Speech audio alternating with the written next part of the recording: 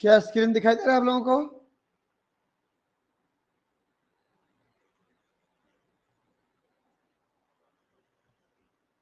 कोई यस बोलिए।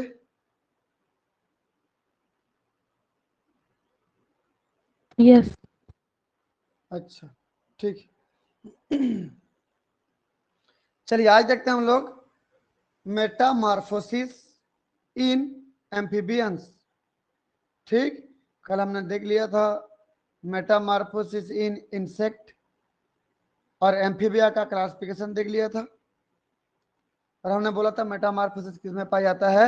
एन्यूरा में पाया जाता है, कल बोला था उसको। देखते हैं, ये लार्वा से एडल्ट बन रहे, देखो तो लार्वा से एडल्ट बनने का प्रोसेस क्या कहलाता है? मेटामार्फोसिस।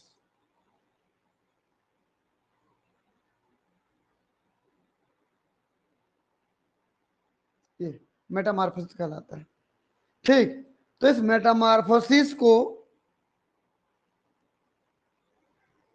करने वाला जो हार्मोन है, दो हार्मोन द्वारा कंट्रोल होता है भाई।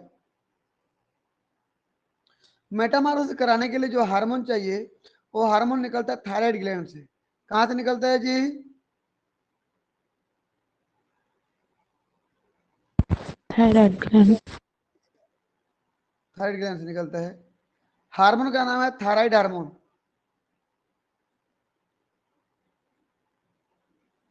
Thyroid hormone. अब कोई एक नहीं है, ये T3 और T4 दो हार्मोन होते हैं, T3 और T4। ये तो ये क्या करता है? ये आता है मेटामॉर्फोसिस को प्रमोट करता है। देखो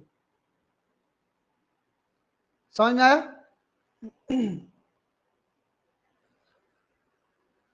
जबकि एक हार्मोन और है जो एंटीरियर पिट्यूटरी से निकलता है।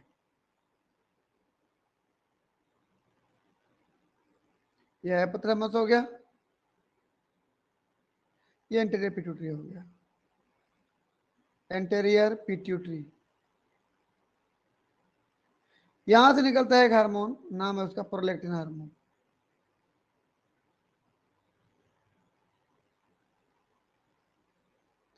वो इस प्रोसेस को रोकता है, मतलब नेगेटिव इफेक्ट डालता है। तो बताइए, यदि थायराइड हार्मोन ज्यादा हो गया तो क्या होगा? मेटामॉर्फोसिस होगा। और यदि प्रोलैक्टिन ज्यादा हो गया तो मेटामॉर्फोसिस नहीं होगी, बल्कि वो लार्वल फॉर्म में ही रहेगा। समझ में आया ना? Yes sir. ठीक है, अब बताइए, तो T3 T4 प्रमोट क्या कर रहे हैं? मेटामॉर्फोसिस, जबकि वाइल प्रोलैक्टिन डिले मेटामॉर्फोसिस।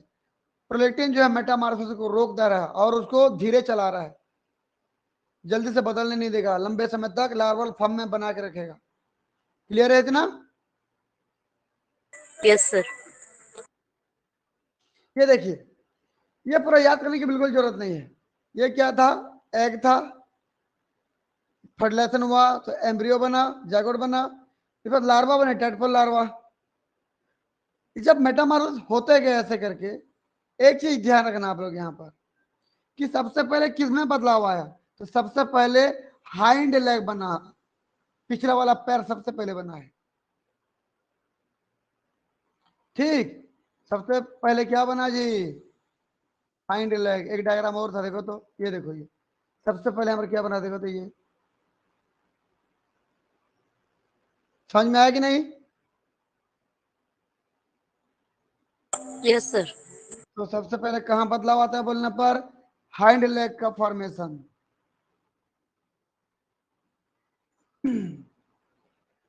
चलिए, फिर हाइंड लेग जब बन जाता है, धीरे धीरे फोर लेग बनने लगता है, और जब फोर लेग बनने लगता है, फिर धीरे धीरे टेल उसका रिग्रेस होने लगता है, टेल खत्म होने लगता है, देखो ये, और फाइनली बन जाता है ये।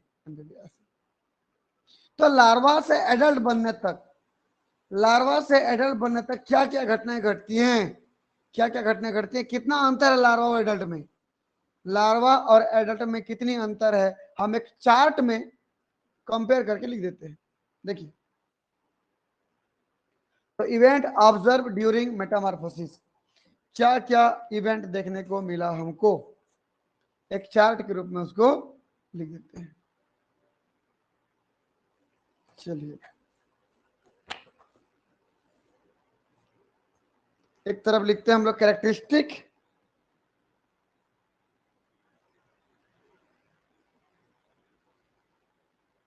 दूसरी तरफ लिखते हैं लार्वा, और एक तरफ लिखते हैं एडल्ट। ठीक है, कैरेक्टर की एक तरफ लिख देते हैं। देखिए सबसे पहला कैरेक्टर लिखते हैं हम लोग यहाँ पे, हैबिटेट देखते हैं भाई, कौन कहाँ रहता है बताइए। तो लार्वा कहाँ रहता है बताओ, एक्वेटिक पानी में रहता है ना जी, यस सर। जबकि एडल्ट कहाँ पे रहता है, जमीन में, टेरेस्ट्रियल। ठीक, दूसरा देखते हैं, ये लोकोमोशन की बात करो, लोकोमोशन मतलब मूवमेंट, मतलब गति, कैसे वो मूव करते हैं। तो बताइए लार्वा कैसे मूव करेगा, देखो तो दिख रहा है ना, टेल फिन में, टेल का फिन है कि नहीं। और एडल्ट कैसे मूव यस करेगा, सर। उसके लिम्ब से, भुजाएं देखो ये आगे पीछे की भुजाएं।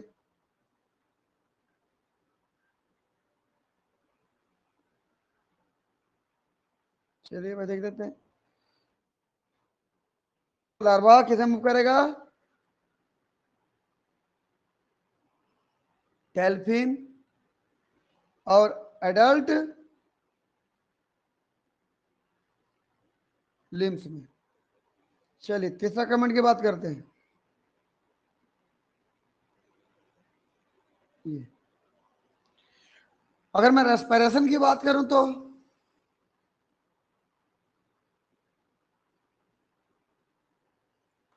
देखो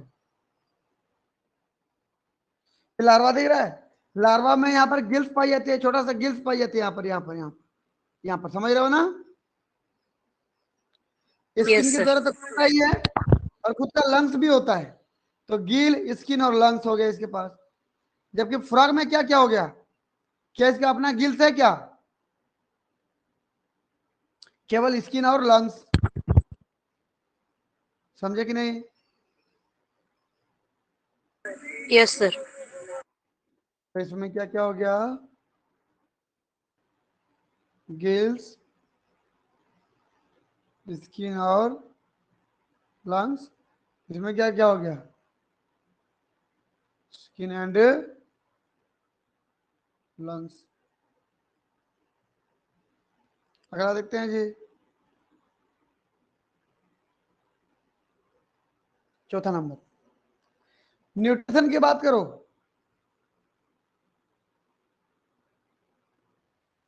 बिना कैसे होता है देखो, लार्वा जो होता है ना हर्बीवोर, छोटे छोटे एक्वेटिक प्लांट को खाता है भाई, स्मूथ स्मूथ प्लांट को खाता है जो पानी में रहता है, एल्गी वगैरह खाता है। तो क्या हो जाएगा ये हर्बीवोर। जबकि फ्रॉग को तो देखियो कीड़ा उड़ा खा लेता है, इंसेक्टिवोर मतलब कार्निवोर।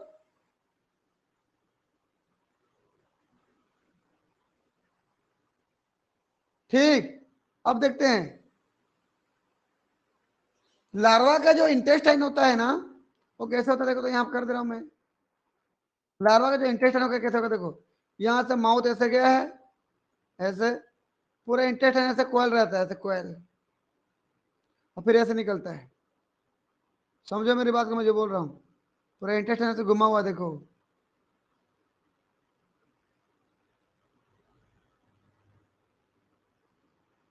कुछ समझ रहे हो कि नहीं, ऐसे क्यों होगा भाई,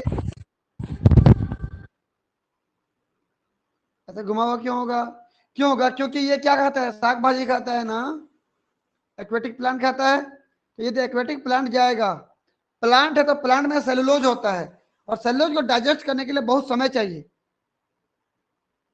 अगर इनका एलिमेंट्री कैनाल सीधा सीधा होता ऐसे होता है, देखो तो बहुत छोटा सा होता है ऐसे, तो जल्दी से आके निकल जाता ना बॉडी से बाहर, कहाँ डाइजेस्ट हो पाता। इसलिए जब जाएगा तो घूम घूम के जाएगा तो बहुत लेट लगेगा, और जितना लेट लगेगा उतना बढ़िया से डाइजेस्ट होगा, पच जाएगा, वो पाचन क्रिया बहुत बढ़िया होगा। समझ में आया कि नहीं? Yes. इसीलिए कैसे होता है बोलने पर, Coiled. Long and coiled intestine, long and coiled intestine। तो छोटा लिख रहा हूँ, चलिए।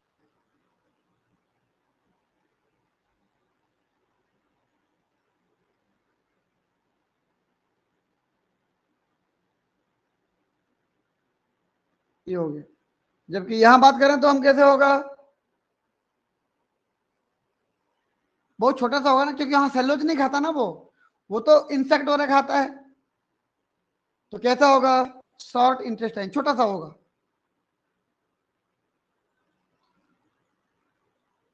पल्ले पड़ा कि नहीं, क्यों घुमा होता है यहाँ पर, यहाँ का इंटेस्टाइन क्यों ऐसा लपेटा हुआ होता है?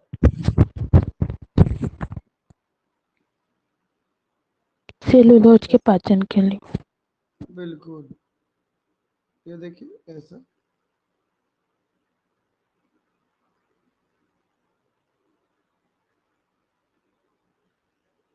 ऐसे घुमा होगा तो उसको बॉडी से बाहर निकलने में बहुत टाइम लगेगा ना, जबकि इसके वाला शॉर्ट वाला होगा ऐसे। जितना देर तक घूमते हुए जाएगा उतना लंबा समय काटेगा। कौन? प्लांट। ये प्लांट का सेलुलोज, ये समझ रहे हो ना, तो उतना जल्दी से डाइजेस्ट हो पाएगा। जबकि और ये इंसेक्ट खाता है, उसमें तो सेलुलोज नहीं होता ना, तो उसको जो भी खाता है सीधा सीधा जाता है, डाइजेस्ट करता है, जितना निकालना है निकाल दो बॉडी से बाहर। समझे कि नहीं? Yes. भाई अगर आपको याद हो तो कभी अगर एनिमल फिजियोलॉजी पढ़े होंगे तो हमारे इंटेस्टाइन में सेलुलोज को डाइजेस्ट करने के लिए बैक्टीरिया आते हैं। इंटेस्टाइन में कई बैक्टीरिया होते हैं। इंटेस्टाइन में स्पेशल एक ऑर्गन होता है, बताइए नाम क्या है, जो सेलुलोज का डाइजेशन करता था जी, अब धीरे धीरे छोटा हो गया है। Vermiform Appendix. अपेंडिक्स, सुने हो नाम? Yes. नाम सुने हो ना, वर्मीफॉर्म अपेंडिक्स। तो वहीं पर बैक्टीरिया पाए जाते हैं जो सेलुलोज का डाइजेशन करते हैं। तो सेम में से सेलुलोज तो लार्वा भी ले रहा है ना, तो इसमें भी क्या पाया जाएगा, बैक्टीरिया पाया जाएगा। तो इंटेस्टाइन के बैक्टीरिया मिलेगा यहाँ पर, तो इंटेस्टाइनल सिम्बायोन्ट। सिम्बायोन्ट मतलब क्या होता है, बैक्टीरिया होता है। सिम्बायोसिस प्रोसेस द्वारा है। इंटेस्टाइन में कुछ बैक्टीरिया ऐसे हैं इनके कि बैक्टीरिया और लार्वा दोनों को फायदा हो रहा है एक दूसरे को, सिम्बायोसिस प्रोसेस द्वारा वहां पर जिंदा रह रहा है बैक्टीरिया। ठीक, क्या बोलने पर, बैक्टीरिया को तो खाना पीना मिल जा रहा है और लार्वा का सेलुलोज डाइजेस्ट हो जा रहा है, दोनों का फायदा हुआ ना। जबकि यहां पर कैसा होता है जी, यहां मिलेगा क्या, जब सेलुलोज नहीं खाता तो किस प्रकार का सिम्बायोन्ट, कोई बैक्टीरिया नहीं होता, तो यहां पर एब्सेंट। लेकिन कुछ तो होना चाहिए ना प्रोटीन वोटीन पचाने के लिए, तो प्रोटीएजेस एंजाइम पाए जाते हैं, but proteases present, proteases present. समझ में आया कि नहीं इतना? एक बार इसको सेव कर लेते हैं, ये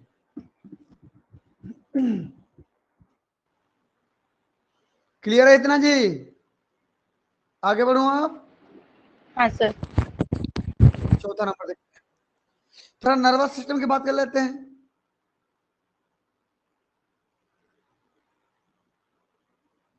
नर्वस सिस्टम, नर्वस सिस्टम में अगर मैं लार्वा में देखूं, देखो यहाँ पर ध्यान से देखिएगा, यहाँ पर बीच में एक लाइन दिख रही है, देखो तो ये लाइन दिख रहा है ना, ये Yes. लार्वा ऐसा दिख रहा है आपको, ठीक है, जो पूंछ ऐसा है, बीच में एक लाइन दिख रहा है, ऐसे देखो, ऐसे ध्यान तक ये दिख रहा है ना, उसको बोलते हैं लेटरल लाइन। क्या बोलते हैं उसको? हम लेटरल साइड पे, दोनों साइड पे होगा ना, राइट लेफ्ट दोनों साइड पे होगा, लेटरल साइड पे, तो नाम क्या है? Lateral line. और नर्वस सिस्टम है, नर्व है भाई, तो लेटरल लाइन सिस्टम प्रेजेंट होती है। जबकि एडल्ट में ऐसा कुछ है क्या? देखो तो, इधर देखो, एडल्ट में कोई लाइन दिख रहा है क्या ऐसे बीच में? नहीं। यहाँ पर लेटरल लाइन सिस्टम एब्सेंट होता है। Lateral line system absent. Lateral line क्या होता है वास्तव में, देख लीजिए, ये एक नर्वस सिस्टम है जो यहां से वेव्स, तरंगों को बाहर फेंकता है ऐसे, और कितना तरंग मतलब भेजा ये, और उसमें से कितना तरंग वापस आए उसके पास बाहर से टकरा के। भाई सामने यदि कोई इतना बड़ा ऑब्जेक्ट है, जितना तरंग टकराएंगी उतना वापस भी आएंगी, तो यदि बहुत ज्यादा यहाँ पर वेव्स टकराती हैं तो ज्यादा वापस आएंगी, तो ये समझ जाएगा आसपास बहुत बड़ी चीज है। अगर जितना भी वेव्स बाहर निकलता, सारे वेव्स भाग भाग गए, तो आसपास खाली है, सब नहीं है उसके आसपास कोई। समझे कि नहीं? Yes, sir. आपकी आंखों में पट्टी बांध के आपको बोला जाए चलो गेंद को फेंको सामने, तो आप समझ जाओगे ना। आंखों में पट्टी बंद है, गेंद फेंक रहे हो, बहुत सारा गेंद वापस आ रहा है आपके पास, तो सामने कोई ना कोई चीज तो होगा जिससे टकरा रहा है वो। लेकिन खाली मैदान होगा तो सारा गेंद नहीं भाग जाएगा आगे की ओर। समझे? तो कुछ ऐसा सिस्टम होता है ये लेटरल लाइन सिस्टम। आगे बढ़ो। पहला लार्वा में Yes. नर्व न्यूरॉन पाया जाता है, जॉइंट न्यूरॉन, बहुत बड़ा सा न्यूरॉन पाया जाता है, उसको बोलते हैं मोडनर न्यूरॉन।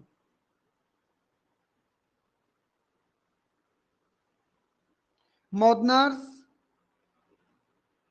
न्यूरॉन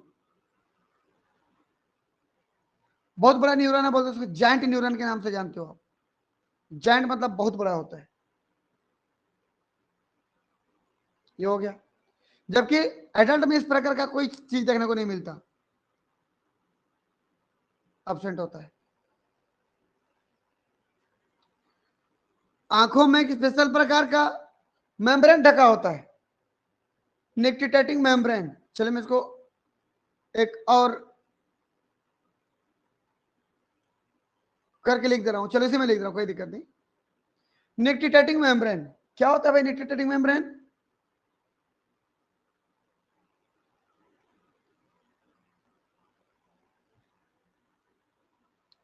मेम्ब्रेन इसमें एब्सेंट होता है,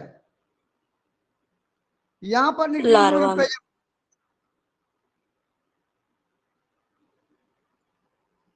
क्या होता है देखो,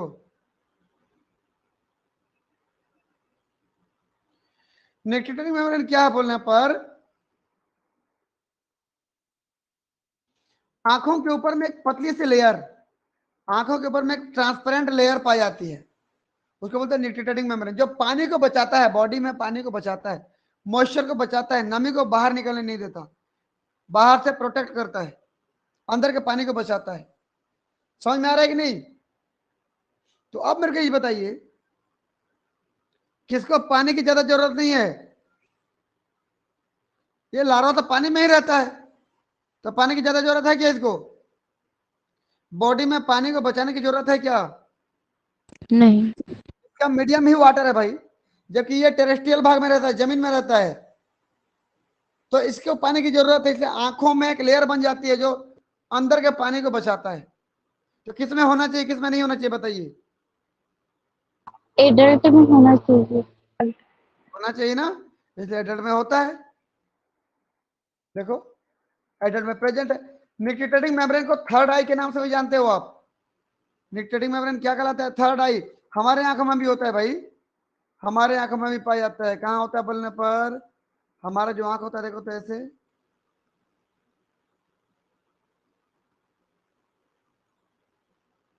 ये आंखों का गोलाई वाला हिस्सा हो गया। देखो हमारे आंखों के साइड में, नाक तरफ साइड में एक लाल कलर का दिखता है, साइड में देखना ऐसे दिखता है कि नहीं? Yes sir. वही है, रिड्यूस्ड हो गया है, वेस्टिजियल ऑर्गन के रूप में पाया जा रहा है। अब उसका काम खत्म हो गया है, वहीं पर है, थोड़ा सा सिकुड़ के रह गया है। समझ में आया?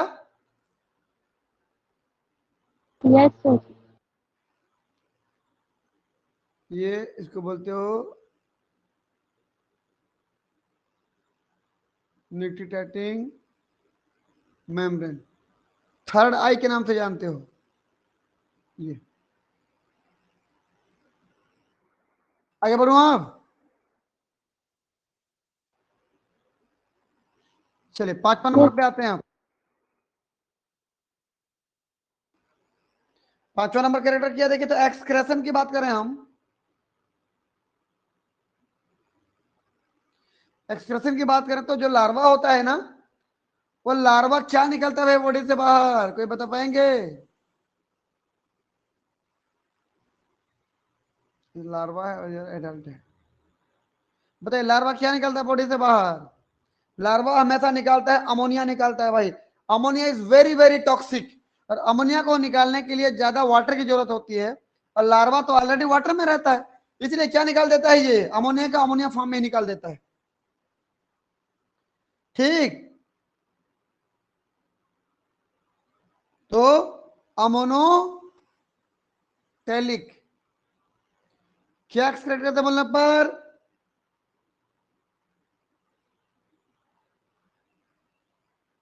अमोनिया को एक्सक्रेट किया जाता है। समझ में आया ना? जब इसका एडल्ट कहां पे आता है, जमीन पे आता है, पानी से बाहर। अब इसके चारों तरफ पानी नहीं है, वाटर नहीं है, अब अमोनिया को डायरेक्ट नहीं निकाल सकता, क्योंकि अमोनिया अगर डायरेक्ट निकालेगा तो ज्यादा वाटर की जरूरत पड़ेगी, बॉडी में उतना वाटर नहीं है, तो बॉडी के किडनी को, एक्सक्रेटरी सिस्टम को चला देगा ये टॉक्सिक, क्योंकि अमोनिया बहुत टॉक्सिक होता है। तो अमोनिया को पहले बदलता है कम टॉक्सिक फॉर्म में, मतलब यूरिया, अमोनिया बदलती है यूरिया में, फिर उसको बॉडी से बाहर निकालता है। तो बताइए किसको बाहर निकालता है ये? यूरिया बाहर निकालता है। तो क्या बोलूंगा मैं उसको? यूरियोटेलिक। यूरिया एक्सक्रेट होता है, पहले पढ़ा कि नहीं? जी सर। अगला देखिए, 6वें नंबर की बात कर रहे हैं हम, इंटेगुमेंट की बात कर लेते हैं, स्किन की बात कर लेते हैं भाई।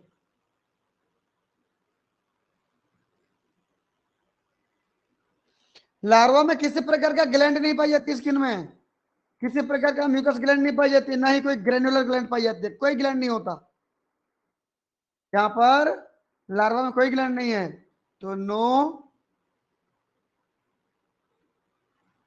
Mucus gland. जबकि यहां पर म्यूकस ग्लैंड पाई जाती है एडल्ट में, म्यूकस निकाल रहा होता है। अगला यहां पर नो ग्रेनुलर ग्लैंड,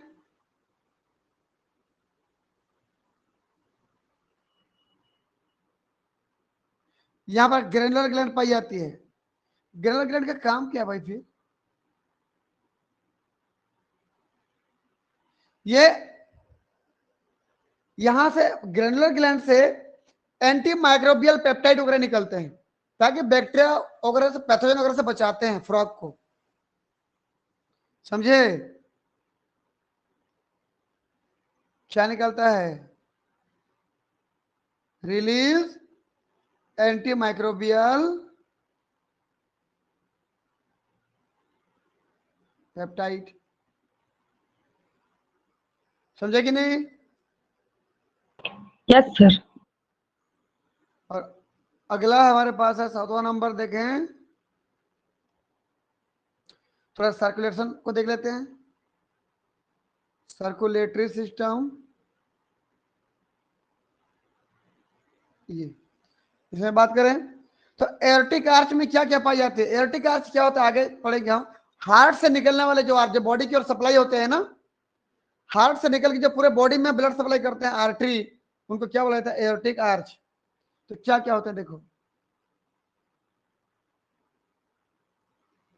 एयोर्टिक आर्च में क्या क्या होता है देखो, तो सबसे पहला तो एयोर्टा होगा ये, फिर एंटेरियर, एंटेरियर होगा यहाँ पर, एंटेरियर, पोस्टेरियर, भाई हार्ट से आगे की ओर, बॉडी के पीछे की ओर, एंड एक कॉमन होगा, कॉमन जुगुलर वेन पाई जाती है, जुगुलर वेन पाई जाती है। जबकि ऐसा स्ट्रक्चर कहां पे नहीं मिलता एडल्ट में। यहाँ पे क्या क्या मिलता है लिख देता हूं, चलिए। यहाँ पर कैरोटिड आर्च मिलता है, कैरोटिड आर्च, हम उसके अंदर नहीं जा रहे हैं, सिर्फ अंतर देख रहे हैं क्या क्या है क्या क्या नहीं है। Systemic arch,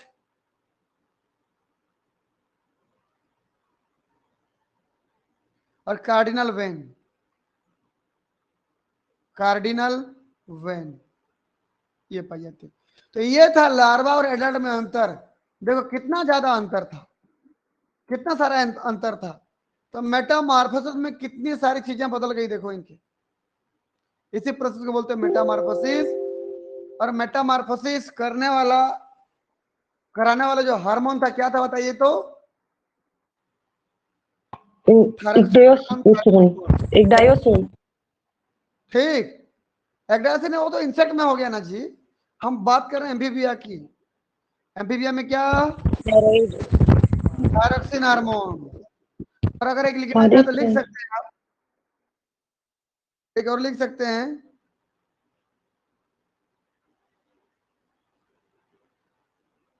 gonadal system. यहां पर गोनेड नॉट डेवलप, गोनेड बोल तो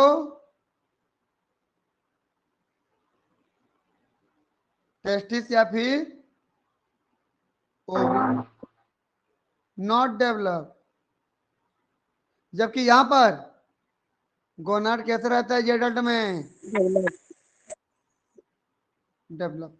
समझ में आया कहानी, ये डिफरेंस था, 8वां नंबर था ये। क्लियर है इतना, यस सर। चलो आगे बढ़ते हैं। अब देखते हैं तो मेटामॉर्फोसिस को कंट्रोल करने के लिए क्या क्या हार्मोन कहां कहां से निकलते हैं। मैं डायग्राम को पहले से बना दिया हूं ताकि ज्यादा दिक्कत ना हो, जल्दी हो जाए हमारा काम।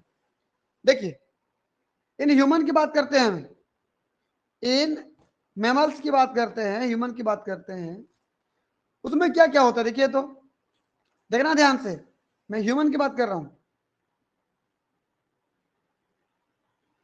इन ह्यूमन, ये ह्यूमन का था देखो दोनों, ध्यान से देखिए, हाइपोथैलेमस से निकलता है भाई यहां पर सीआरएच हार्मोन, देखते रहना क्या निकलता बोल रहा हूं मैं,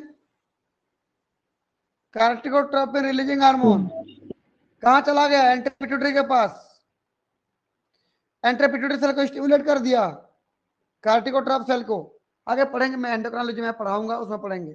कार्टिकोट्रॉप स्टिमुलेट हो गया यहां पर, जिससे वहां से निकल गया एक हार्मोन, एडिनो कार्टिकोट्रोपिक हार्मोन, एसीटीएच। क्या निकल गया, एसीटीएच। समझ में आया। और एसीटीएच आ गया एड्रिनल ग्लैंड के कॉर्टेक्स भाग पर। देखो नीचे में ये एड्रिनल ग्लैंड था भाई, ये पूरा क्या था, एड्रिनल ग्लैंड था। चलिए मैं लिख दे रहा हूं यहां पर, क्या कर रहा हूं, एड्रिनल ग्लैंड था। एड्रिनल ग्लैंड का नीचे वाला क्या है, ये मेडुला भाग, सबसे बीच में जो है मेडुला कहलाता है, मेडुला भाग। और बाहर में जो 3 लेयर पूरा दिख रहा है आपको, ये 3 लेयर दिख रहा है, देखो तो ये 3 लेयर, पीला colour, green colour, red colour, इतना, ये कहलाता है कॉर्टेक्स भाग। तो एड्रिनल ग्लैंड के 2 भाग हो गए, बाहर का कॉर्टेक्स, अंदर का मेडुला। तो कॉर्टेक्स के 3 भाग हो गए भाई हमारे पास। क्या क्या बोलना पर, सबसे बाहर का अगर मैं नाम लिखते जाऊं तो जोना ग्लोमेरुलोसा, नाम क्या है, जोना ग्लोमेरुलोसा। फिर जोना फेसिकुलेटा,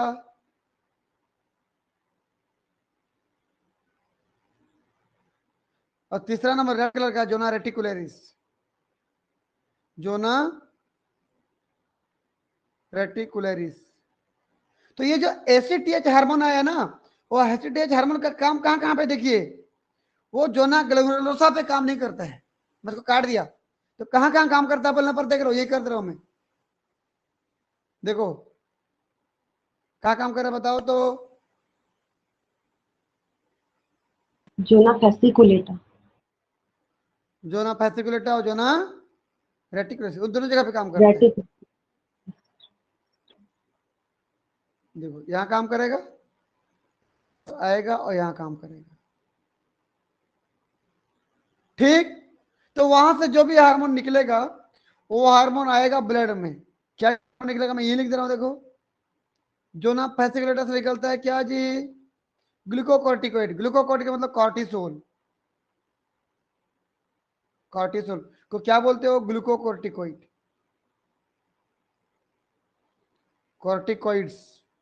ये हो गया, ब्लड में आ गया देखो। और जो ना रेटिकुलर से निकलता है क्या, सेक्सोकॉर्टिकोइड, मतलब एस्ट्रोजन, प्रोजेस्ट, ये सब उसके एक साथ सेक्सोकॉर्टिक, ये आगे ब्लड में, ये काम था इसका। तो ध्यान से देखना, ह्यूमन में सीआरएच निकलता है हाइपोथैलेमस से, कहा जाता है एंट्री पिट्यूटरी के पास, कार्टिकोट्रॉप सेल को एक्टिव करते हैं, जैसे एसीटीएच निकलता है जाता है एड्रिनल ग्लैंड में काम करता है वो। इतना क्लियर है कि नहीं? Yes sir. ठीक, आगे देखते हैं। दूसरा चीज देखिए, अब मैं फिर बात कर रहा हूं ह्यूमन के हाइपोथैलेमस से।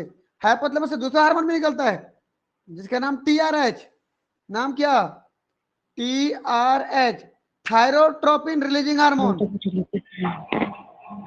ये निकल के देखो हाइपोथैलेमस से, चला गया फिर कहां पे, एंट्री पिट्यूटरी के पास। अब दूसरे सेल को एक्टिव किया, सेल का नाम क्या, थायरोट्रॉप सेल। थायरोट्रॉप सेल को स्टिमुलेट किया तो निकल गया TSH, thyrotropin stimulating hormone. Thyrotropin stimulating hormone चला गया कहां पे, थायराइड ग्लैंड पे, और थायराइड ग्लैंड को स्टिमुलेट कर दिया, वहां से निकल गया क्या, T3 और T3 एंड T4। और T4 को थायरोक्सिन बोलते, याद रखना, केवल T4 को थायरोक्सिन, और एक साथ थायराइड हार्मोन बोलते हो। अब ये आ गया कहां पे, ब्लड में, समझ में आया? तो T3 T4 कहां आ गए, ब्लड में आ गए। इतना पल्ले पड़ा कि नहीं? Yes sir. और हमारे बॉडी में ये क्या करते हैं, जनरल मेटाबॉलिज्म करते हैं भाई, जनरल मेटाबॉलिज्म करते हैं, मतलब हमारे बॉडी के हर एक सेल में जाते हैं और बेसल मेटाबॉलिक रेट को मेंटेन करते हैं। मेटाबॉलिक रेट मेंटेन, मतलब समझ रहे हो क्या होता है इसका मतलब? इसका मतलब ये होता है कि बॉडी के हर एक सेल में जाएंगे थायरोक्सिन हार्मोन, और कितना ग्लाइकोलिसिस करना है, कितना क्रेब्स साइकिल चलाना है, कितना एनर्जी बनाना है, कितना रोकना है, कितना करना है, ये सब काम करते हैं। चलिए मैं इतना को एक बार सेव करता हूं।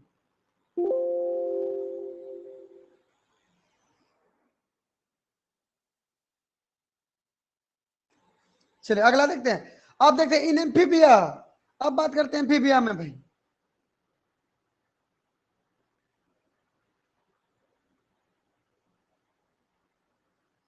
अब बताइए एम्फीबिया से क्या निकलता है, बताइए भाई। एम्फीबिया से निकलता है सीआरआई, ध्यान से देखना, कार्टिकोट्रोपिन रिलीजिंग हार्मोन, और चले जाता है कहां पे, एंट्री पिट्यूटरी पे, और वहां पे जाकर के स्टिमुलेट करता है एक सेल को, सेल का नाम है थायरोट्रॉप सेल, जहां से निकलता है टीएसएच, थायरोट्रोपिन स्टिमुलेटिंग हार्मोन। ठीक, देख पा रहे हैं? फिर चला जाएगा कहां पे, थायराइड ग्लैंड के पास, थायराइड ग्लैंड को स्टिमुलेट कर देगा, जिससे क्या निकलेगा, T3 और T4, बोल तो थायराइड हार्मोन, और चलाएगा कहां पे, ये ब्लड में आ गया, ब्लड से पूरे बॉडी में फैला, और जाके क्या इंपॉर्टेंट प्रोसेस को यहां पर अंजाम देगा, बोलने पर मेटामॉर्फोसिस। ये जनरल मेटाबॉलिज्म तो करता ही करता है, स्पेशल कौन सा प्रोसेस को मेंटेन कर रहा है बोलने पर, एम्फीबिया में मेटामॉर्फोसिस को। तो अंतर देखिए भैया, आप यहां पर सेव करके बात कर रहा हूं। अंतर देखिए कि यदि हमारे बॉडी में हाइपोथैलेमस से सीआरएच आता है तो एंटीरियर पिट्यूटरी से क्या निकलवाता है, एसीटीएच। लेकिन एम्फीबिया में हाइपोथैलेमस से सीआरएच आता है तो एंटीरियर पिट्यूटरी से क्या निकलवाता है, टीएसएच। अंतर देखो दोनों में, देख पा रहे हो। यस सर, यस सर, हमारे बॉडी में टीएसएच निकालना है तो दूसरा हार्मोन चाहिए, क्या चाहिए, टीआरएच। अंतर है देखो, ये डिफरेंस था, इसलिए मेरे को ह्यूमन बींग का ही बनाना पड़ा। और ये सिर्फ मेटामॉर्फोसिस करता है मत सोचना, मेटामॉर्फोसिस के साथ साथ जनरल बॉडी का मेटाबॉलिज्म भी करता है। मैं उसको नहीं लिखा हूं यहां पर, वो तो करता ही है। एक्स्ट्रा क्या कर रहे हैं एम्फीबिया में बोलने पर, मेटामॉर्फोसिस।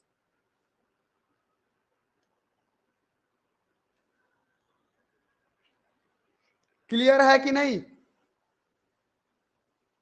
Yes sir. आगे बढ़ते हैं। देखो बाकी मैं इधर के फंक्शन नहीं बताया हूं भाई, ये वाला इधर का कि कार्टिसोल क्या करता है, सेक्सोकॉर्टिकोइड क्या करता है, ये सब पढ़ेंगे एंडोक्राइनोलॉजी में, सबका फंक्शन अलग अलग है। यहाँ पर उसका हमसे कोई मतलब नहीं है, कोई लेना देना नहीं है, वो अलग चीज है, हम पढ़ रहे हैं अलग चीज। आगे बढ़ता हूँ आप। तो बताइए, Metamorphosis in frog is controlled by, बताइए किसके द्वारा कंट्रोल होता है फिर, बताइए सबसे पहला। T4 T3। T3 और T4 सबसे पहला हो गया, T3 और T4।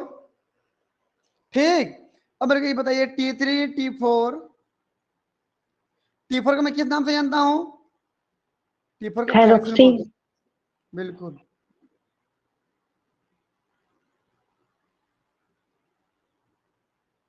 इन सबको एक साथ कौन सा हार्मोन के नाम से जानते हैं, एक साथ दोनों को, थायराइड हार्मोन। थायराइड हार्मोन एक साथ। कहां से निकलता है बताइए तो, थायरोक्सिन थायराइड ग्लैंड से। From thyroid gland. क्या करता है, मेटामॉर्फोसिस को प्रमोट करता है कि मेटामॉर्फोसिस को डिले करता है, प्रमोट करता है सर। Promote Metamorphosis.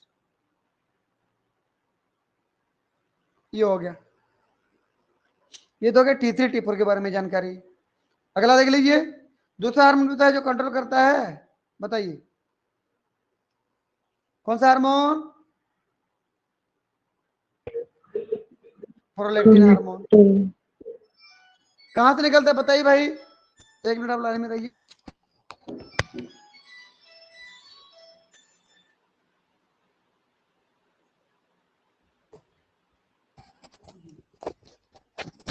चलिए बताइए तो प्रोलैक्टिन कहां से निकलता है बताइए,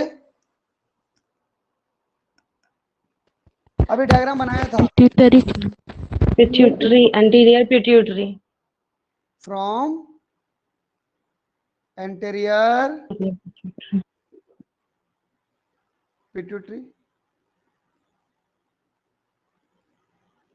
अब बताइए भाई क्या करता है ये मेटामॉर्फोसिस को, प्रमोट की डिलेड, डिले करता है। रोक देता है ना, yes sir, yes sir. Delayed Metamorphosis. ये हो गया। चलिए थोड़ा सा जानकारी हम लोग T3 T4 के बारे में देख लेते हैं कि ब्लड में T3 और T4 में से कौन सा हार्मोन सबसे ज्यादा पाया जाता है, कोई बता पाएंगे। T4 फॉर्म में प्रेजेंट होता है शायद, जहाँ तक याद है मुझे। चलिए भाई देखते हैं, देखिए T3 T4 का कॉन्सेंट्रेशन देखो, मैं यहां पर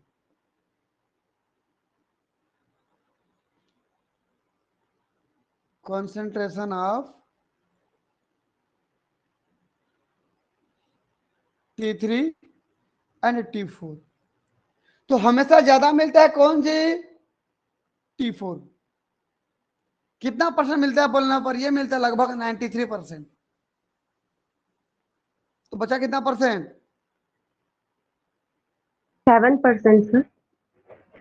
तो यदि मैं बोलूं कि यदि मैं 100 ml थायरोक्सिन हार्मोन निकालता हूं तो 100 ml में से 93 ml क्या होगा? T4। T4 होगा। उसमें केवल 7% क्या होगा? 7 ml T3 होगा। T3। समझे कि नहीं? Yes sir. ठीक। अगला देखते हैं, पोटेंसी की बात करें हम। पोटेंसी, एफिनिटी, ताकत, काम करने का काबिलियत। पोटेंसी या एबिलिटी, काम करने की ताकत। टी4 में किसका ज्यादा देख लेते हैं। टी4 में किसका ज्यादा देखने पर T3 बेहतर काम करता है। किसकी तुलना में? T4 की तुलना में। कितना बोलने पर लगभग 4 गुना ज्यादा काम करता है। कितना ज्यादा? कितने टाइम्स ज्यादा एक्टिव एक्टिव रहता है, बेहतर काम करता है बोलने पर? 4 टाइम्स। समझ रहे हो कि नहीं? Yes sir. तो भले ही कम हुआ तो क्या हुआ, उसका काम करने का जो क्षमता है, जो एबिलिटी है, जो पोटेंसी है, T4 से 4 गुना ज्यादा है। समझ में आया? Yes sir. चलिए फिर आगे बढ़ते हैं। अब देखिए, तो Metamorphosis in frog is divided into 2 stages. पूरे फ्रॉग में मेटामॉर्फोसिस को 2 भागों में डिवाइड किया गया है। कि यदि मेटामॉर्फोसिस के शुरू वाला कंडीशन है तो उसको बोला गया प्री मेटामॉर्फोसिस, और जब आखिरी होने को आ रहा है तो बोलेगा मेटामॉर्फोसिस क्लाइमैक्स, या मेटामॉर्फिक क्लाइमैक्स के नाम से जानते हैं। इतना पल्ले पड़ा कि नहीं? Yes sir. तो प्री मेटामॉर्फोसिस और मेटामॉर्फिक क्लाइमैक्स या मेटामॉर्फोसिस क्लाइमैक्स, 2 चीजें हमारे पास है। तो अगर मैं यहां पर लिखने का प्रयास करूं दोनों में क्या अंतर होता है बोलने पर, चलिए देखते हैं। देखिए, यहां पर लार्वा था जी,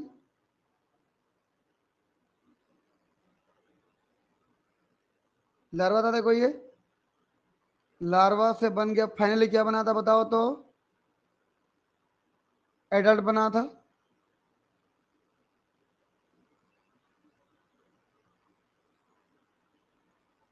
ये देखिए, बना था एडल्ट। ये ऐसा था। अगर मैं बात करूं तो शुरू का स्टेज क्या कहलाएगा? मेटामॉर्फोसिस का शुरू का स्टेप क्या कहलाएगा? Pre pre Metamorphosis. Metamorphosis. Pre Metamorphosis.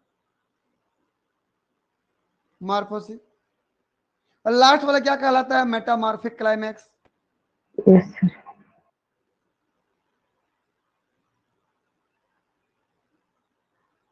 तो प्री मेटामॉर्फोसिस में क्या बेहतर काम होता है बोलने पर? एक बेहतर काम देखने को मिलता है यहां पर कि लिम्ब डेवलप होता है। चलिए मैं यहां पर बीच में बना दूं एक डायग्राम और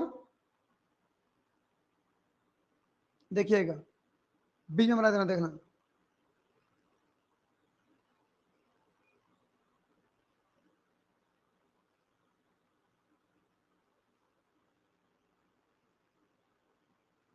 देखिए, लिम्ब बना कि नहीं बताओ तो प्री मेटामॉर्फोसिस में क्या बन गया भाई?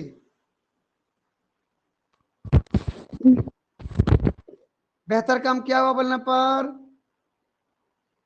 Limb development.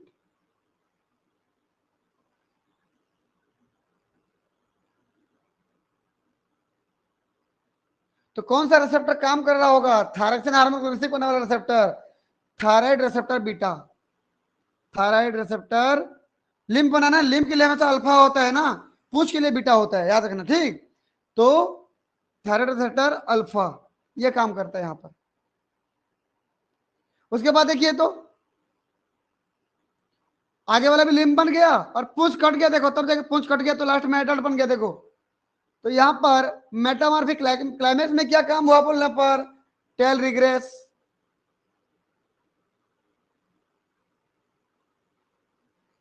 बताओ पहले कौन सा लिम्ब बनता है, फोर लिम्ब के हाइंड लिम्ब?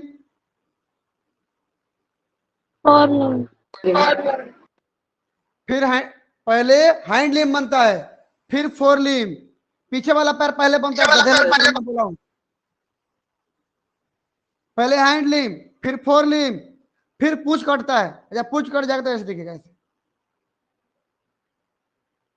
समझे कि नहीं? Yes sir. तो कौन सा रिसेप्टर काम किया यहां पर बोलने पर? थायराइड रिसेप्टर बीटा,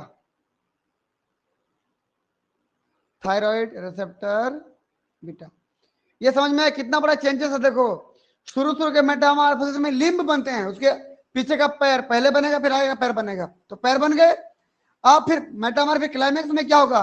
उसका टेल कट जाएगा, पूंछ कट जाएगा, तो ऐसे दिखेगा फिर। समझे कि नहीं? इतना तक क्लियर है तो यस करके बेचिए, क्योंकि आगे थोड़ा सा फिर दिमाग घुमाएगा आपका। पहले इतना को भेजिएगा।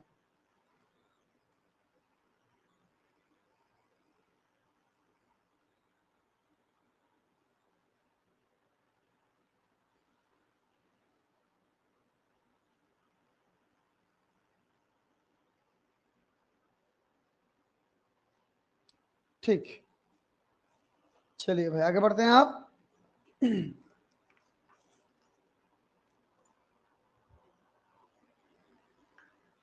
देखिएगा ध्यान से।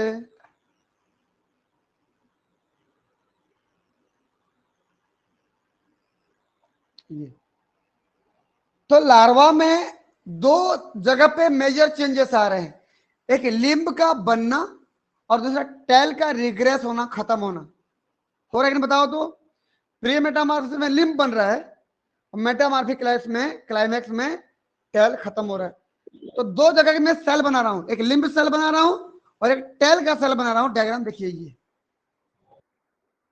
मैं ये डायग्राम दिखाना चाहता हूं आपको। ये मेरा है प्री मेटामॉर्फोसिस वाला डायग्राम है।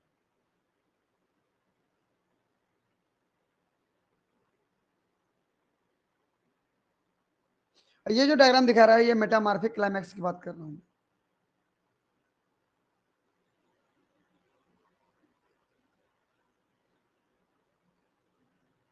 समझे? दो डायग्राम बताया हूं, और मैं दो सेल लिया हूं, वही दो सेल। एक सेल कहां का सेल बताइए तो?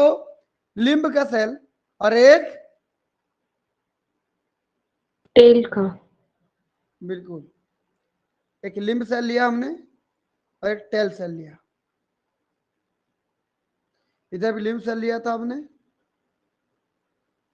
एक टेल सेल लिया था। यहीं पर कर रहा हूं, टेल सेल। कुछ पल्ले पड़ रहा है जो बताना चाहता हूं मैं, कि प्री मेटामॉर्फोसिस में लिम्ब सेल और टेल सेल में क्या चेंजेस रहती है, क्या क्या रहता है, देखते हैं। फिर मेटामॉर्फिक क्लाइमेक्स में कितना बदल चुका होता है, चीजें देखते हैं। अगर आपने सिग्नलिंग पढ़ा होगा ईमानदारी से, ध्यान से, तो थायरॉक्सिन हार्मोन के लिए रिसेप्टर कहां पाया जाता, पढ़ा होगा। ये कहां पाया जाता बताओ? Cell surface receptor. बिल्कुल भी नहीं। और बताओ? न्यूक्लियस। न्यूक्लियस के अंदर। बिल्कुल, कहां पाया जाता है? न्यूक्लियस के अंदर। पर इतने की बात कर लेते हैं भाई। प्री मेटामॉर्फोसिस की बात कर रहे हो, मेरे को ये बताओ, उस समय लार्वा डेवलप हो चुका होगा, शुरू शुरू है, बहुत कम ना? सुन पा रहे हो कि नहीं? Yes sir. तो लार्वा का थायराइड ग्लैंड कितना डेवलप हुआ होगा? बहुत डेवलप हुआ होगा क्या लार्वा में? नहीं सर। थायराइड ग्लैंड का नो डेवलपमेंट सर, ज्यादा हुआ होगा क्या? नहीं हुआ होगा, नहीं अभी होगा डेवलप सर। हो रहा होगा। ठीक, तो चलिए मैं यहां बना दे रहा हूं डायग्राम, देखिएगा ध्यान से। ये thyroid gland under developed, thyroid gland under develop है। अब ये पूरा डेवलप नहीं हुआ है। तो जब थायराइड ग्लैंड पूरा डेवलप नहीं हुआ है, तो मेरे को ये बताइए, ये अपना थायराइड हार्मोन कितना निकलता होगा? बहुत ज्यादा निकल पा रहा होगा क्या? नहीं sir. No sir. Thyroid hormone कितना निकलता होगा? बहुत लेस अमाउंट में। देखो T3 T4 की बात कर रहा हूं मैं। ये चलिए देख लेते हैं, ये देखिए T3 और T4 लेस अमाउंट में निकलता होगा ना, बहुत कम रिलीज होता होगा। Yes sir. तो थायराइड ग्लैंड क्योंकि पूरा डेवलप नहीं है, तो जो हार्मोन निकालेगा बहुत कम निकालेगा। तो थायरोक्सिन हार्मोन जब बहुत कम निकलेगा, देखना ध्यान से, दोनों सेल में जाएगा ना, बिल्कुल दोनों सेल में जाएगा, मेम्ब्रेन को क्रॉस नहीं कर पाता, इसलिए क्या पाई जाती है? ट्रांसपोर्टर, अगर पढ़े होंगे तो थायराइड ट्रांसपोर्टर पाई जाती है भाई। यहां पर ऐसे ये अंदर आके देखो कौन सा हार्मोन आया। अब बताइए ज्यादा मात्रा में कौन आएगा, बताओ तो मेरे को। T4। जो भी आएगा T4 आएगा ना, तो T4 आ गया भाई, देखो T4 आ गया, ये आ गया। एक चीज और देख लीजिए, किस डी आयोडीनेज नाम का एक एंजाइम है, एंजाइम का नाम क्या है? D DIOD। डी आयोडीनेज एंजाइम जो पाई जाती है ना, यहां पर कर दे रहा हूं मैं, ऐसे कैंची जैसे बना दे रहा हूं, समझ लेना, आयोडीन को काट के हटाने वाला, इसका नाम था डी आयोडीनेज एंजाइम, डी आयोडीनेज 2। ठीक, डी आयोडीनेज 2 केवल और केवल किसमें पाई जाती है? लिम्ब सेल में। किसमें नहीं पाई जाती वो? टेल टेल सेल सेल में में, डी न्यूक्लियस। आयोडीनेज एंजाइम शुरू में, लार्वा के शुरू स्टेज में डी आयोडीनेज 2 एंजाइम केवल कहां पाई जाती है बोलने पर? लिम्ब सेल में, लिम्ब सेल। टेल सेल में नहीं होता। इसीलिए T4 हार्मोन का मतलब समझते हो क्या होता है? T4 का पूरा नाम बता पाएंगे कोई? टेट्राआयोडोथायरोनिन। जब थायरोनिन में 4 आयोडीन जुड़ता है तब जाके T4 बोलते हैं उसको। तो ये क्या करता है? एक आयोडीन को काट के हटा दिया। किसको हटा दिया? एक आयोडीन को काट के हटा दिया। अब कितना बचा आयोडीन बताओ, 4 में से? 3 बचा सर। 3 बचा तो क्या कहलाएगा?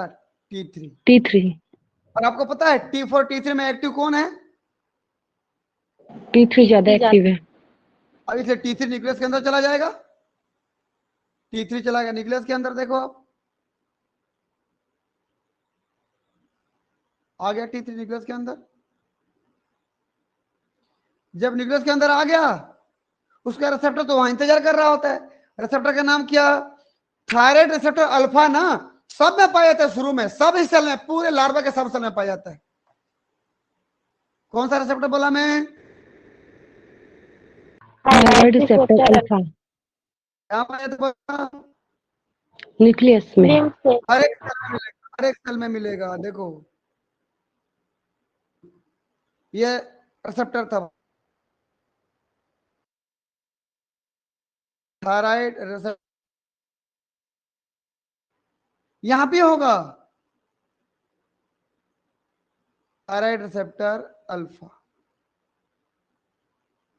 तो देखिए जी, अब जाके बाइंड होगा कि नहीं बताओ तो?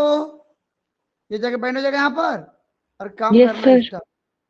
जब काम करेगा तो काम क्या होगा बताइए? रिस्पॉन्स मिलेगा कि नहीं यहां पर?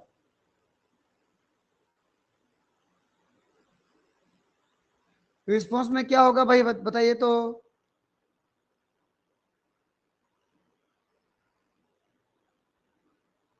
हाइंड लिम्ब डेवलप, फिर इसके बाद फोर लिम्ब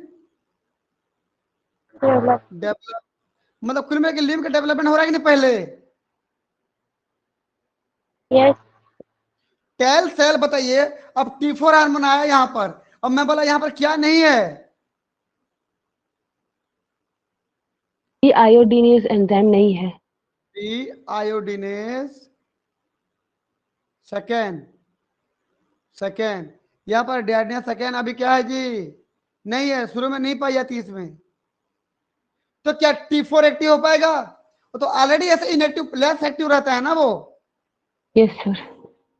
तो न्यूक्लियस के अंदर जा नहीं पाएगा, कोई काम नहीं कर पाएगा, तो कोई रिस्पॉन्स नहीं होगा। तो बताइए लिम्ब सेल और टेल सेल में से सबसे पहले किस में रिस्पॉन्स देखने को मिलेगा? लिम्ब सेल्स में। लिम्ब सेल में पहले लिम्ब डेवलप होता है, इसलिए मामला क्लियर है कि नहीं? Yes sir. ठीक, चलिए अब अगला देखते हैं। ये तो शुरू शुरू में ऐसे हुआ, लिम्ब बन गया, उसके बाद बाद में बात करते हैं हम लोग कि मेटामॉर्फिक क्लाइमैक्स में क्या होता है भाई। अब बताइए, ये तो तब की बात कर रहे हैं ना हम, जब थोड़ा सा लार्वा क्या हो चुका है,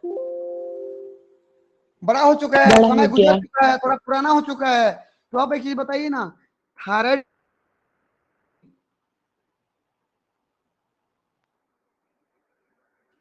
थायराइड ग्लैंड डेवलप हो चुका होगा कि नहीं? मैच्योर हो यस चुका होगा कि नहीं सर। Thyroid gland? बिल्कुल यस मैच्योर हो सर। चुका होगा। आप देखो, आप देखना ध्यान से, इधर बना दे रहा हूं मैं, ये थायराइड ग्लैंड कैसे हो चुका है? मैच्योर।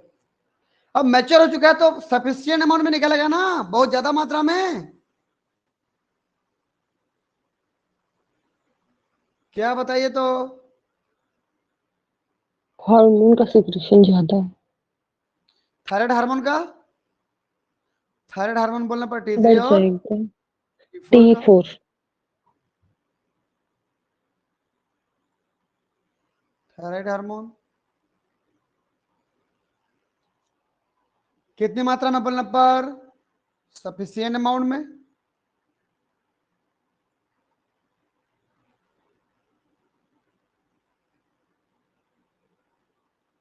सफिशिएंट अमाउंट में निकलेगा, मतलब कौन सा हार्मोन? T3 and T4। देखो ये बहुत ज्यादा मात्रा में, देखो ये बहुत ज्यादा अमाउंट में है, जितना चाहिए उतना निकल रहा है, कहने का मतलब ये T3 एंड T4। चलो एक जगह का तो काम हो चुका है, हम बात करते हैं अब कौन सा सेल की?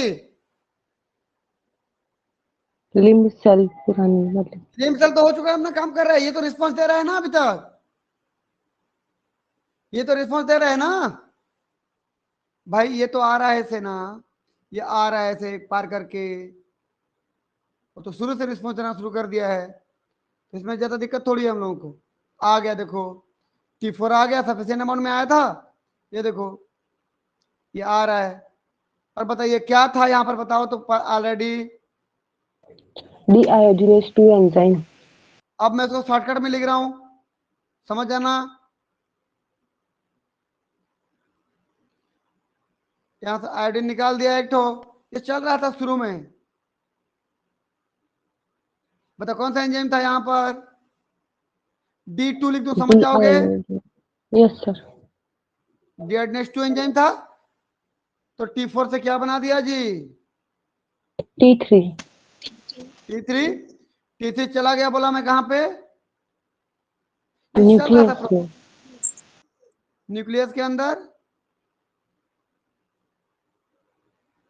ये जब न्यूक्लियस के अंदर आ गया तो बताइए यहाँ पर उसका क्या था, बोला मैं रिसेप्टर था, कौन सा यस सर। रिसेप्टर? ऑरेक्टल रिसेप्टर अल्फा।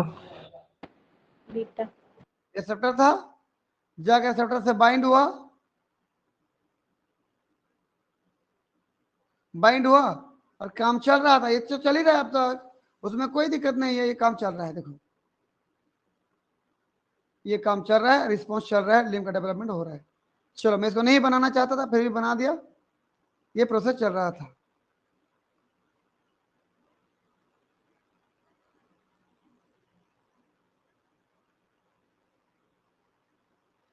इधर मैं बोल रहा हूं, अब मैं एक साथ लिख रहा हूँ, लिम्ब डेवलप कर दे रहा हूँ, हाइंड और फोर नहीं लिख रहा हूँ भाई, अब कितना लिखूंगा उसको, लिम्फ, DEVLOPED, डेवलप्ड मतलब डेवलप हो चुका है अब ये lymph.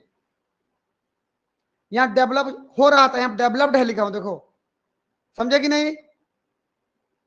Yes, sir. Yes, sir. लेकिन जब मेटामॉर्फिक क्लाइमैक्स की बात करते हो, थोड़ा सा पुराना हो तब बात करते हो, तब डिआयोडिनस एंजाइम बन जाता है कहां पे? तब डिआयोडिनस एंजाइम बन जाता है भाई जी सर, टेल सेल में। जहां पे नहीं था वहां पे। कहां पे नहीं था बताइए? टेल सेल है। Tell. यहाँ पर, बिल्कुल यहाँ पर ये डिआयोडिनस एंजाइम देखो तो ये डी आयोडिनेस 2 एंजाइम बन गया। तो अब बताइए उधर से कौन सा हार्मोन आएगा, बताओ जल्दी। T4 जाता है ना, T4। Yes, sir, 93% T4। T4 है ना, तो वही तो आएगा। आगे देखो,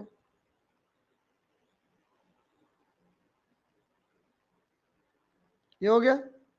T4 जैसे ही आया क्या करेंगे जी? T4 में से एक आयोडीन को काट के हटा दिया गया।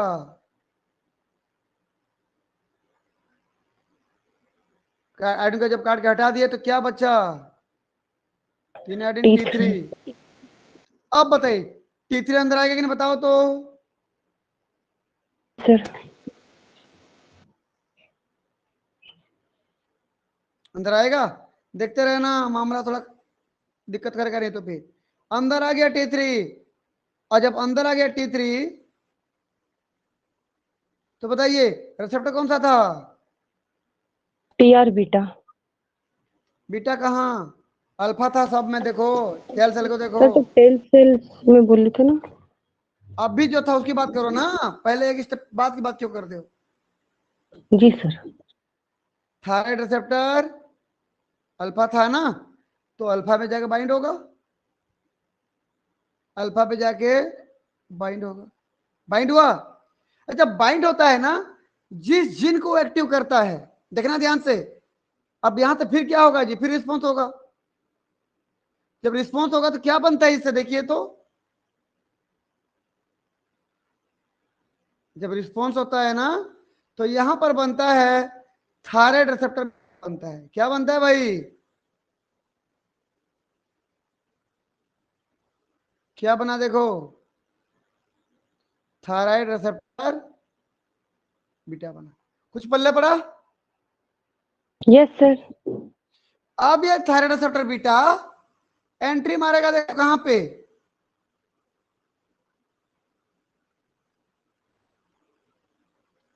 कहां गया बताओ जी अब? Nucleus के अंदर. न्यूक्लियस में। न्यूक्लियस के अंदर आ गया देखो।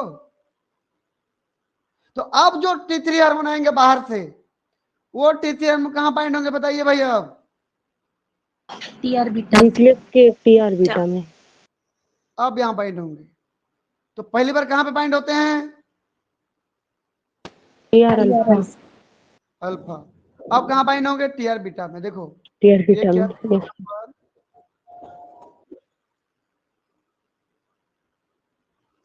Thyroid receptor beta. और जब थायराइड रिसेप्टर बीटा जब काम करेगा, देखते रहना, अब जब बीटा रिसेप्टर काम करेगा, यहां पर जब काम करेगा ऐसे, तो इसका जो रिस्पॉन्स होगा, उस रिस्पॉन्स से क्या बने, क्या होगा ये बताइए रिजल्ट में? Hind limb. Tail regress, tail cell खत्म हो जाएगा। कुछ समझे कि नहीं? Yes sir. एपोप्टोसिस हो जाएगा, एपोप्टोसिस। केस्पेस 9 को एक्टिव करेगा, केस्पेस 9 केस्पेस 3 को, केस्पेस 3 करके टेल सेल को खत्म। पढ़े हो कि नहीं पढ़े हो? Yes sir. Yes, yes. ये प्रोसेस होता है जी। टेल रिग्रेस बनने पर एपोप्टोसिस होता है भाई। आगे से केस्पेस 9 एक्टिव होगा, फिर केस्पेस 3 एक्टिव होगा, फिर टेल सेल को क्या कर देंगे? खत्म कर देंगे। समझे कहा नहीं? तो टेल रिग्रेस यस। मतलब टेल सेल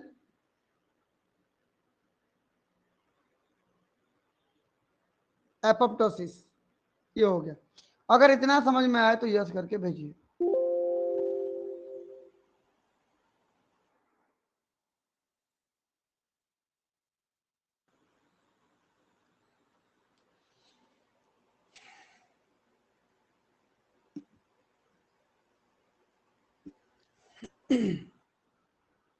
ठीक, चलिए भाई आगे बढ़ते हैं आप।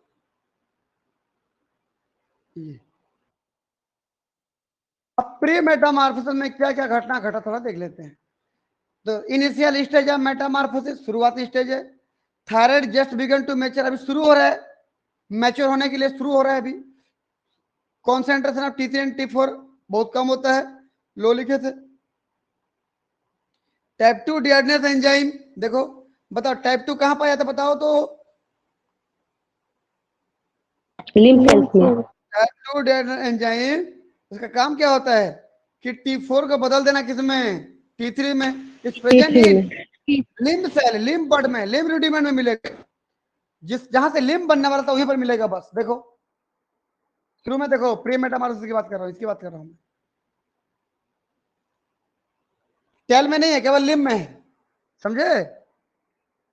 आगे देखो, this enzyme however is not detectable in tail cell. बिल्कुल ये एंजाइम कहां नहीं मिला हमको, टेल सेल में। During pre metamorphosis, pre metamorphosis के दरमियान डिहाइड्रेस 2 एंजाइम टेल सेल में नहीं मिला, केवल कहां मिला, लिम्ब सेल में, लिम्ब बड में, लिम्ब रूडिमेंट्स में, जहां से लिम्ब बनने वाले हैं, भुजाएं बनने वाली हैं। दस ड्यूरिंग प्री मेटामॉर्फोसिस, तो इस प्रकार प्री मेटामॉर्फोसिस में बोल रहा है limb develop but tail does not regress. Limb बंद तो जाती है लेकिन टेल खत्म नहीं होता है प्री मेटामॉर्फोसिस में। समझ में आया कि नहीं। Yes sir. चलिए अगला देखते हैं, metamorphic climax. During pre Metamorphosis thyroid receptor alpha receptor are widely distributed in all the cell। देखो तो प्री मेटामॉर्फोसिस में अल्फा रिसेप्टर सब में है, देखो सब सेल में, यहां भी है और यहां भी है, दिख रहा है ना। Yes sir. ठीक है आगे बढ़ते हैं। Once the thyroid is matured, जैसे थायराइड मैच्योर हो जाता है ना, enough amount of T3 and T4, बहुत सफिशिएंट मात्रा में बनाता है जी क्या, T3 and T4 causes the expression of thyroid receptor beta. अब thyroid receptor beta receptor gene काम करना शुरू कर देता है। ऐसा बताइए तो भाई, कब होता है ऐसा, जब थायराइड ग्लैंड मैच्योर हो जाता है ना, तब सफिशिएंट अमाउंट में क्या बनता है, T3 T4। तो फिर क्या बनने लगता है भाई, टीआर बीटा। TR beta. देखो थायराइड रिसेप्टर बीटा बन गया ना, थायराइड रिसेप्टर बीटा बनना शुरू हो जाता है बोल रहे हैं। अब बेटा बीटा बनना शुरू हो गया, थायराइड रिसेप्टर बीटा बन गया, तो क्या हो जाएगा, टेल क्या हो जाएगा, regress. Regress. Now T3 can act on tail cell by binding with thyroid receptor beta. अब T3 किसके साथ बाइंड होगा, बीटा के साथ, और काम करेगा। रिजल्ट में क्या होगा, conclusion, during pre metamorphosis we don't observe tail regression because of two reason. हमने दो रीजन हमारे पास हैं जहां पर प्री मेटामॉर्फोसिस में टेल को रिग्रेस होते हुए नहीं देख पाया। देखो तो प्री मेटामॉर्फोसिस में टेल रिग्रेशन कहां हुआ, यहां पर टेल तो ज्यों का त्यों है, खत्म नहीं हुआ। क्या क्या कारण हो सकता है, देख के बताओ। सबसे पहला कारण क्या बताइए, एक तो डिहाइड्रेशन नहीं है, देखो। Yes sir. दूसरा क्या है, क्या कौन सा रिसेप्टर बनना एब्सेंस चाहिए ऑफ था, बीटा। बीटा रिसेप्टर थायराइड बनना रिसेप्टर चाहिए था बीटा। ना, यस सर। ये नहीं है। तो बीटा रिसेप्टर नहीं है, डिहाइड्रेशन नहीं है, तो कैसे करके टेल रिग्रेस होगा, दोनों तो चाहिए ना। देखो डिहाइड्रेशन चाहिए और थायराइड रिसेप्टर बीटा चाहिए, देखो वो दोनों नहीं है यहाँ पर, समझे कि नहीं। Yes sir. ठीक, चलिए भाई आगे बढ़ते हैं। देखो दो रीजन की वजह से प्री मेटामॉर्फोसिस में हमने टेल को रिग्रेस होते हुए नहीं देख पाया, क्यों बोलने पर, पहला absence of dehydrase type 2 enzyme in tail, और दूसरा absence of thyroid beta receptor. इतना यदि क्लियर है तो यस करके भेजेंगे।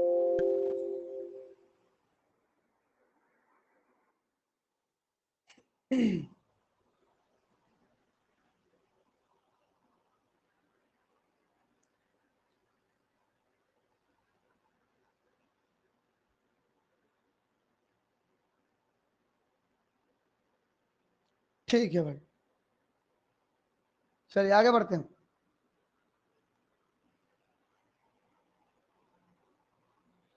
ध्यान से देखिएगा एक चीज, मेरे को ये बताइए तो T4 एंजाइम जो था, T4 जो था हमारे पास, टेट्राहाइड्रोथायरोनिन, ये एक्टिव था कि लेस एक्टिव था? लेस एक्टिव था सर। लेस एक्टिव, बहुत कम एक्टिव था। कौन सा एंजाइम आया तो ये T3 में बदला और एक्टिव हो गया? डी आयोडो सॉरी कौन सा एंजाइम आया बताइए? डीआईडिनेज 2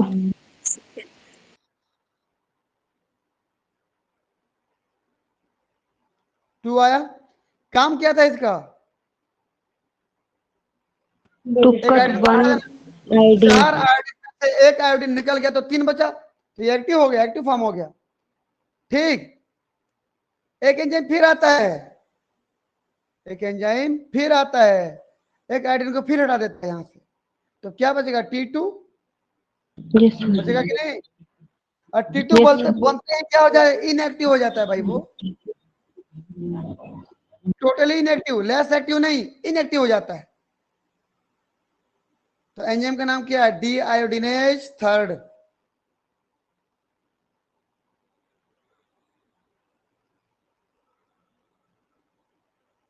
ये एक आयोडीन को और हटा दिया था। इतना क्लियर है?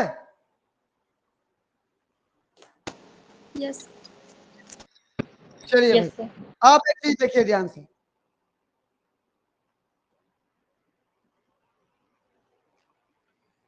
इसको पहले तो सेव कर लेता हूं।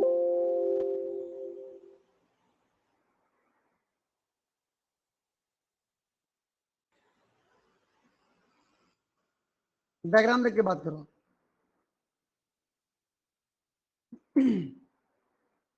भाई मेरे को ये बताइए, जब मेटामॉर्फोसिस हो रहा था तो थायरक्सिन हार्मोन आता था, अपने रिसेप्टर से बाइंड होकर काम करता था। तो जब काम करता था तो टेल को रिग्रेस करता था कि नहीं? टेल को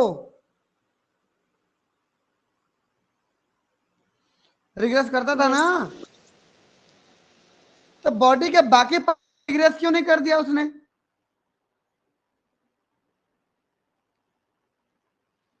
बाकी पार्ट को रिग्रेस क्यों नहीं कर दिया उसने?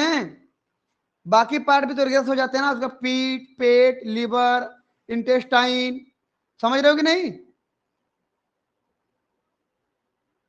तो बाकी टिश्यू क्यों मेटामॉर्फोसिस में रिग्रेस नहीं होते हैं? मतलब एक शब्द में ये बोलो, बाकी टिश्यू क्यों प्रोटेक्टेड रहते हैं, बचे रहते हैं, खत्म नहीं होते वो? तो उसके दो रीजन हो सकते हैं। क्या रीजन हो सकते हैं?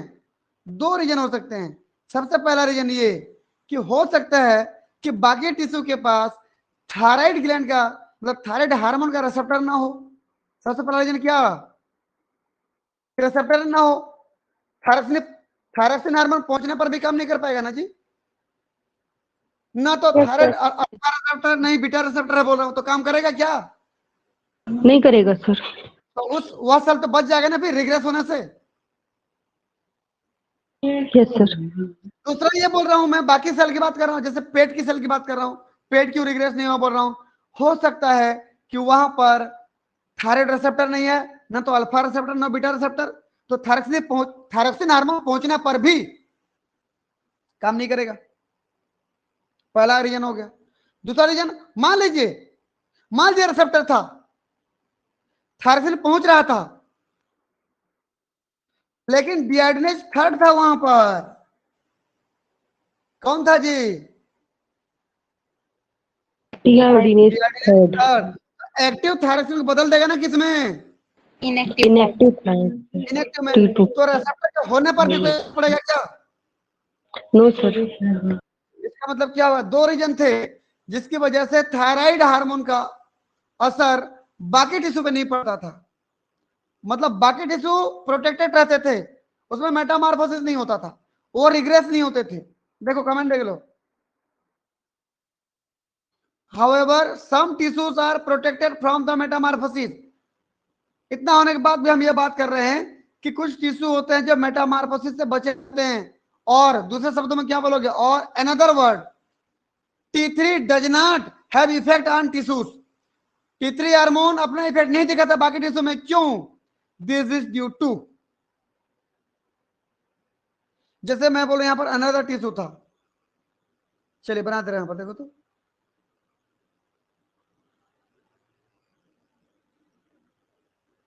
अनदर टिश्यू था जहां मेटामॉर्फोसिस नहीं होना था, वो टिश्यू था।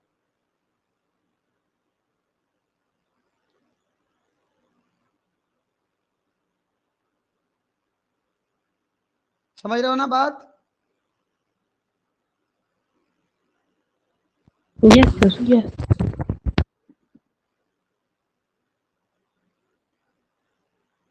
ये न्यूक्लियस था भाई।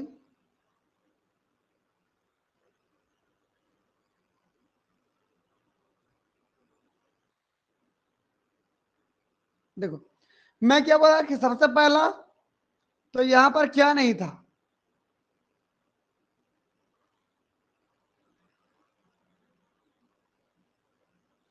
पहला रीजन कहता है कि क्या ना हो,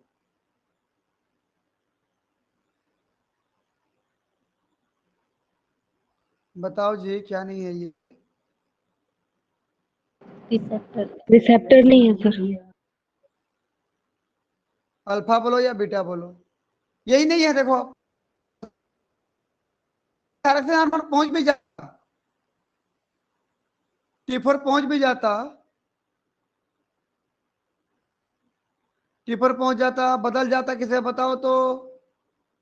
T3 में। किसके प्रेजेंस T3 में? में deaminase type 2। उसके प्रेजेंस बदल Deiodinase. जाता, भले ये एक्टिव काम कर Yes पाता sir. क्या? No receptor sir. नहीं कर पाता। तो पहला रीजन ये था। दूसरा रीजन क्या था बोला मैं? चलिए भाई देख लेते उसके। T4 था, एंट्री मारा, T4 बदल गया T3 में। कौन सा एंजाइम के प्रेजेंस में? डीआरडीनेस 2 के प्रेजेंस में। Deaminase 2। मैं बोल रहा हूं अभी रिसेप्टर है भाई,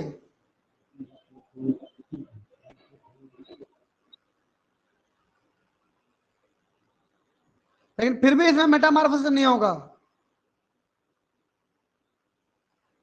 ये देखिए, ये तो है ना थायराइड रिसेप्टर, अल्फा या बीटा है, लेकिन फिर भी मेटामॉर्फोसिस नहीं होगा बोलने पर। क्यों बोलने पर? क्योंकि अभी कौन है यहाँ पर? Deiodinase 3। 3 है। Type 3. T2 में बदल दिया, और T2 कैसा फॉर्म है बोलने पर? Inactive। इनएक्टिव फॉर्म है। कौन बदल दिया है? डीआरडीनेस 3 ने। तो बताइए दो रीजन है जिसकी वजह से क्या नहीं हो सकता? मेटामॉर्फोसिस। क्लियर है कि नहीं? Metamorphosis। ये Yes बाकी sir. टिश्यू बच जाता है मेटामॉर्फोसिस से। देखिए, either due to absence of T3 T3 T4 receptor, अगला, और due to presence of type 2 deiodinase enzyme. Sir, type type 2 तो है, 3 होगा ना? टाइप 3 होगा ये, टाइप 3 होगा ये, गलती से टाइपिंग हो गया। टाइप 2 तो सब में है ना, टाइप 3 होगा ये ऐसा। Type 3 deiodinase enzyme which convert T3 into inactive T2। समझ में आया कि नहीं? Yes sir. ये प्रेजेंस है। ये अगर ये समझ में आया तो यस करके फटाफट भेजिए। मतलब मेटामार्फोसिस जितने में होता था उनको छोड़ के बाकी टिश्यू में क्यों नहीं हुआ मेटामार्फोसिस? उसका कारण था ये।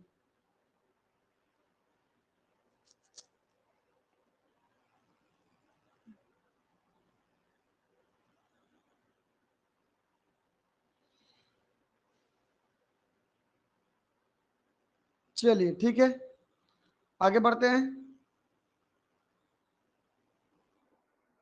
Hormonal control of Xenopus metamorphosis.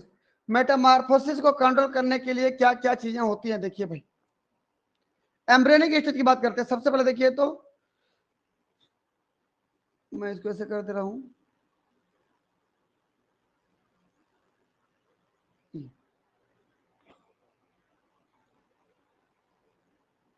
ये एम्ब्रियोनिक स्टेज था।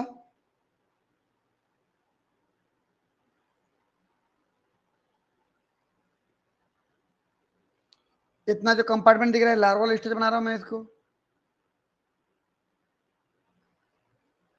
और लास्ट वाला मेटामार्फोसिस वाला स्टेज है।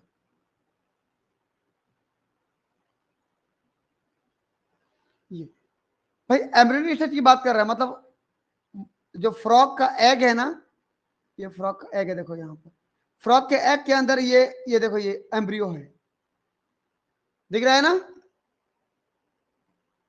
Yes, sir. और ये पैदा होने के बाद लार्वा देखो,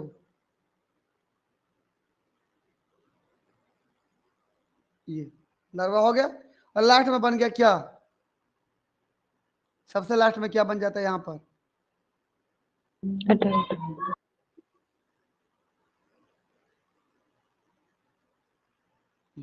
समझ में आया कहानी। एडल्ट देखते हैं एक एक चीजें कि सबसे पहले क्या होता है। देखिए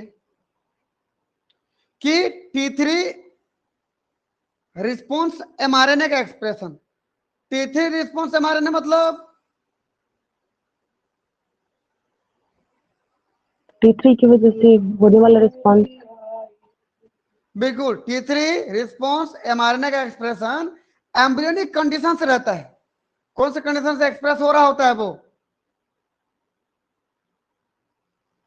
कौन से कंडीशन से एक्सप्रेस हो रहा होता है, एम्ब्रियोनिक स्टेज। एम्ब्रियो से एक्सप्रेस हो रहा होता है। ये देखते रहना, जब लार्वा बन जाता है ना तो धीरे धीरे इसका एक्सप्रेशन कम हो जाता है। और लार्वा के लास्ट स्टेज में जब क्या करना है उसको, अब मेटामॉर्फोसिस करना है, तब उसका एक्सप्रेशन बढ़ जाता है बहुत ज्यादा। ऐसे कुछ पल्ले पड़ा कि नहीं, यस सर। मतलब T3 हार्मोन जब आता है तो काम करने वाला एमआरएनए, काम करने वाला जीन, इधर देखो अभी बनाया T3 आके काम कर रहा था, देखो तो ये देखो ये T3 काम कर रहा था भाई। इस डीएनए से एमआरएनए बनेगा, डीएनए से एमआरएनए बनेगा कि नहीं, वही एमआरएनए क्या कहलाता है, T3 रिस्पॉन्स एमआरएनए, उसका एक्सप्रेशन की बात कर रहे हैं। तो एम्ब्रियोनिक स्टेज में नेचुरली वो एक्सप्रेस हो रहा होता है, ऑटोमेटिकली एक्सप्रेस हो रहा होता है। T3 रिस्पॉन्स एमआरएनए का एक्सप्रेशन, समझे। तो एम्ब्रियोनिक स्टेज में नेचुरली अपने आप ऑटोमेटिकली एक्सप्रेस हो रहा होता है। फिर जब लार्वा बनता है, लार्वा के शुरू स्टेज में अब नहीं होता है, कम होता है तो कम हो जाता है, और लार्वा के लास्ट स्टेज में फिर बढ़ना शुरू हो जाता है। अब मेटामॉर्फोसिस होना है कि नहीं उसको, तो मेटामॉर्फोसिस के समय क्या हो जाता है कि भाई मेटामॉर्फोसिस के समय कौन आता है बताओ तो, T3 हार्मोन आता है ना। जब T3 हार्मोन आएगा तो काम करना शुरू कर देगा ये, समझे कि नहीं। मेटामॉर्फोसिस के समय कौन सा हार्मोन आता है भाई, T3 हार्मोन। T3 hormone. देखो ये जब T3 हार्मोन आएगा तो क्या होगा, मेटामॉर्फोसिस। जब T3 हार्मोन आएगा तो T3 हार्मोन जिस जीन पे काम करेगा वो जीन का एक्सप्रेशन होगा कि नहीं। देखो यहाँ पर T3 हार्मोन जिस जीन पे काम करे, जीन का एक्सप्रेशन हुआ कि नहीं इसका, तो इसका एमआरएनए बनेगा ना, एमआरएनए से प्रोटीन बनेगा ना, प्रोटीन फिर लिम्ब बनाएंगे, भुजाएं बनाएंगी। यस। तो वही चीज बोल रहा हूं मैं, देखो मेटामॉर्फोसिस के समय कौन सा हार्मोन आया, T3 का कॉन्सेंट्रेशन था ये, T3 हार्मोन कॉन्सेंट्रेशन बढ़ जाती है तो T3 हार्मोन जिस जिन पे काम करता है उस जिन का एमआरएनए बनना शुरू हो जाता है। ये देखो नीला कलर का, बताइए शुरू से कौन सा रिसेप्टर जाता रहता है, अल्फा की beta, alpha receptor. Alpha receptor सब तरफ रहता है। Yes sir. देखिए एम्ब्रियोनिक स्टेज से अल्फा रिसेप्टर का एक्सप्रेशन होना शुरू हो जाता है, यहां से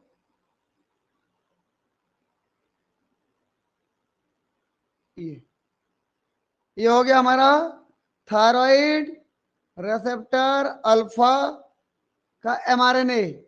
रिसेप्टर बनता है उसका एमआरएनए। भाई रिसेप्टर मतलब प्रोटीन था, अब प्रोटीन किससे बनता है? एमआरएनए से बनता है। और ये एमआरएनए कब से बनना शुरू हो गए थे? एम्ब्रियोनिक स्टेज से धीरे धीरे बनना शुरू हो गए थे। सबसे जबरदस्त कहां बने बोलने पर? लार्वा के लास्ट लास्ट स्टेज में, क्योंकि अब मेटामॉर्फोसिस करना है ना।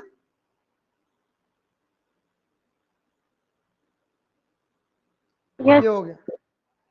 तो बताइए फिर थायराइड रिसेप्टर बीटा का एक्सप्रेशन कब होगा जी? T3 की प्रेजेंस में सर, एंड ऑफ मतलब बाद लार्वल में होगा, यस मतलब बाद में होगा। देखो मैं इसको अलग कलर से बना लेता हूँ भाई, इसको बना लेता हूँ इस कलर से। देखो तो शुरू में तो कम ही रहता है, बाद में धीरे धीरे धीरे धीरे क्या हो जाएगा? देखो ये बढ़ गया। समझ में आया कि नहीं?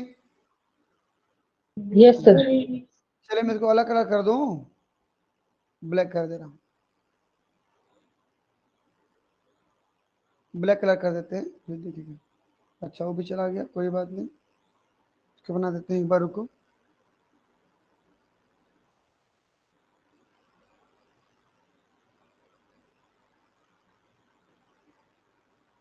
ये था अगला वाला हमारा,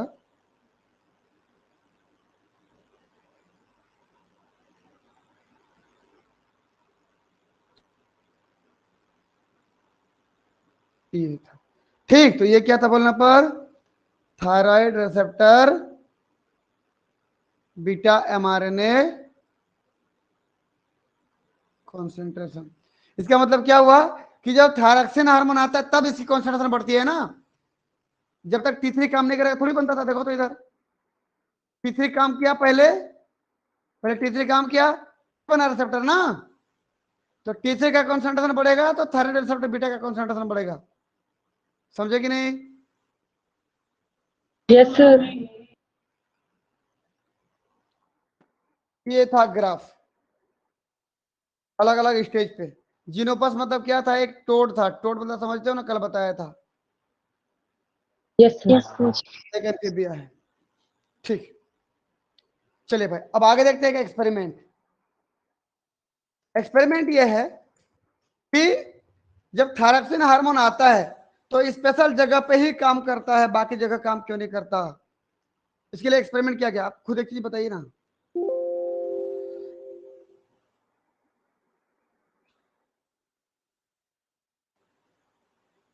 खुद एक चीज बताइए, यहां पर देख बात करिए, यहाँ पर बताइए। थायरॉक्सिन हार्मोन आ रहा है तो क्या कर रहा है? एक तो लिम्ब का डेवलपमेंट कर रहा है, और दूसरा टेल का क्या कर रहा है? रिग्रेशन। रिग्रेशन। तो थायरॉक्सिन हार्मोन लिम्ब और टेल पे ही काम करता है, जगह पे काम नहीं करता। इसका मतलब एक ऑर्गन स्पेसिफिक काम करता है ना, निश्चित ऑर्गन पे काम कर रहा है जाके। Yes sir. तो कुछ स्पेशली ड्रामेटिकली चेंजेस करता है, ड्रामेटिकली अपना काम करता है। ड्रामेटिकली मतलब समझो नाटक में कैसे होता है भाई? नाटक में क्या होता है, पहले से लिखी लिखाई घटना रहता है कि तुमको ऐसे लड़ना है, तुमको ऐसे गिरना है, तुमको ऐसे उठना है, जब लाइट गोल होगी तो भाग जाना है। ये पहले से तय रहता है कि नहीं? Yes sir. यस। सेम ऐसे यहाँ पर भी पहले से तय है कि थायरॉक्सिन हार्मोन आएगा तो कौन सा वाला पार्ट पहले बनेगा और कौन सा वाला पार्ट बाद में कम हो जाएगा, खत्म हो जाएगा। तो ड्रामेटिकली प्रोसेस है ये। और एक स्पेशल में स्पेशल प्रकार का फंक्शन होगा, हर जगह सेम प्रकार का फंक्शन नहीं होगा। ऐसा थोड़ी हो रहा है टीम भी खत्म हो जा रहा है, टेल भी खत्म हो जा रहा है। हो रहा है क्या बताओ तो? लिम्ब बन रहा है और टेल खत्म हो रहा है। समझे कि नहीं? लिम्ब का डेवलपमेंट हो रहा है और टेल का रिग्रेशन हो रहा है। अलग अलग जगह पे अलग अलग काम हो रहा है। देखो ध्यान से, अब देखो, ऑर्गन स्पेसिफिक रिस्पॉन्स, बिल्कुल निश्चित ऑर्गन में निश्चित काम होगा। तो thyroid hormone have been dramatically demonstrated by transplanting. हम ट्रांसप्लांट करके हमने देखा। ट्रांसप्लांट क्या क्या, इसको हाईलाइट कर देते हैं। टेल के टिप को ट्रांसप्लांट कर दिया, कहां पे? ट्रंक रीजन पे, पहला एक्सपेरिमेंट। और दूसरा, an eye cup in the regressing tail, मतलब बताऊंगा, देखो। चलिए भाई सबसे पहला देखते हैं हम लोग ये देखना ध्यान से ना।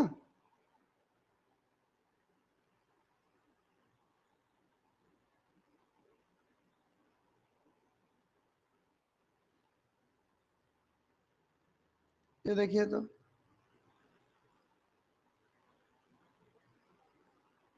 ये लार्वा था भाई, ये लार्वा था, देखो तो। इस लार्वा में हमने क्या किया, इस लार्वा में किसी दूसरे लार्वा के टेल को ला के लगा दिया। ध्यान रहिए, मैं बोला किसके लार्वा को, किसके लार्वा के टेल को, किसी दूसरे के लार्वा के टेल को लगा दिया। उसके कहां पे, ट्रंक पे, इसके धड़ में, यहां पर दिख रहा है ना। समझ पा रहे हो कि नहीं? ट्रांसप्लांट कर दिया Yes, ना। sir. ये इसका Yes, खुद sir. का टेल था, और ये कैसा टेल है, ट्रांसप्लांटेड टेल है।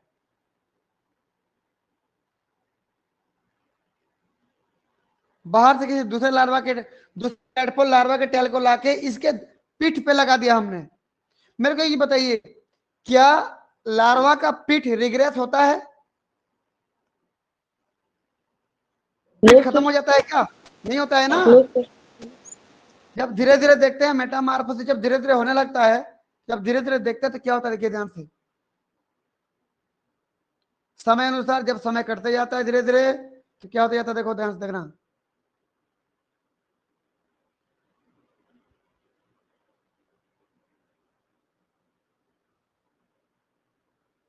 देखते रहो।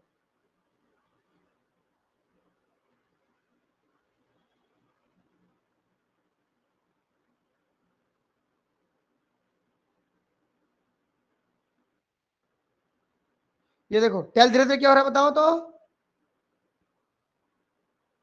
Regress हो रहे थे. रिग्रेस हो रहा है ना।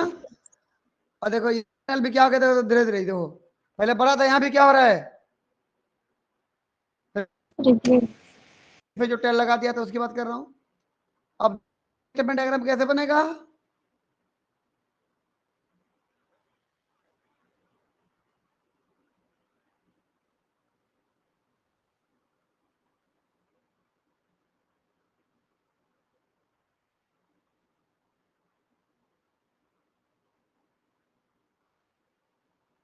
देखते रहना ध्यान से। बताइए, टेल तो इसका पूरी तरीके से खत्म हो गया ना, देखो। तो उधर से कौन खत्म हो गया बताओ, ट्रांसप्लांटेड टेल भी खत्म हुआ कि नहीं। Yes, sir. अब थायरक्सिन हार्मोन आया था, कौन सा हार्मोन आया था जी, T3 हार्मोन जो आया था, काम कर रहा था। वो काम कहाँ पे कर रहा था बताओ तो, टेल पे। Tail पे. और टेल को कहीं भी रख दो वहीं पर जाके काम करेगा, चाहे टेल को पीठ पे रख दो, या पेट पे रख दो, या सिर पे रख दो, टेल का सेल जहां पर है वहीं जाके काम करेगा और टेल को खत्म करेगा। हमने ये सोच रखा था कि टेल को यदि पीठ पे रख दें तो शायद खत्म नहीं होगा, क्योंकि पीठ खत्म नहीं होता है बोल रहे थे हम। उसका जो डॉर्सल भाग है, ट्रंक वाला एरिया है, वो ट्रंक एरिया क्या नहीं होता बोल रहे थे हम लोग, रिग्रेस नहीं होता बोल रहे थे। इसलिए दूसरे लार्वा के टेल को ला करके इस लार्वा के डॉर्सल भाग के ट्रंक पीठ पर रख दिया हमने, तो देखा ये भी रिग्रेस हो गया। इसका मतलब ये पीठ पेट नहीं देखता, ये सिर्फ देखता है टेल का सेल है कि नहीं है। अगर टेल का सेल है तो खत्म करेगा उसको, समझे कि नहीं। Yes, sir. तो कमेंट देख लीजिए, this transplanted tail tip degenerated, खत्म हो गया by the effect of thyroid hormone. ठीक, तो थायराइड हार्मोन क्या किसको एक्टिव करता होगा भाई, यहां लिख दो, मैं देखो तो।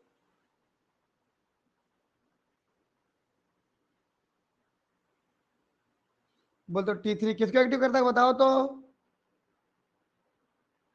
अभी कुछ दिन पहले पढ़े हो क्या, स्पेस 9, ये किसको एक्टिव करता है बताओ तो। Space क्या 3 स्पेस, को. क्या स्पेस 3 क्या करता है, जाके न्यूक्लियस एंजाइम को एक्टिव करता है। Nucleus nucleus 3. क्या करता है, प्रो एपोप्टोटिक बॉडी बनाता है, सेल का डेथ एपोप्टोसिस करता है।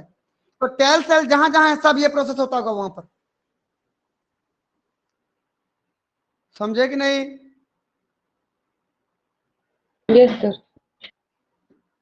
जहां जहां हर जगह क्या होता होगा, ये पूरा देखो तो न्यूक्लियस एंजाइम, फिर एपोप्टोटिक बॉडी फॉर्मेशन, फिर सेल डेथ, बोले तो एपोप्टोसिस, बोले तो tail regress, tail cell death.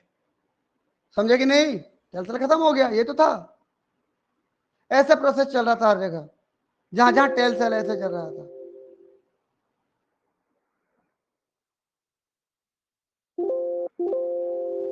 आगे बात करूं आप? Yes, sir. हमने क्या किया, एक दूसरा लार्वा लिया, दूसरा एक्सपेरिमेंट किया, देखते हैं इसमें क्या होता है। ये एक लार्वा लिया, देखिए तो हमने एक ऐसा लार्वा लिया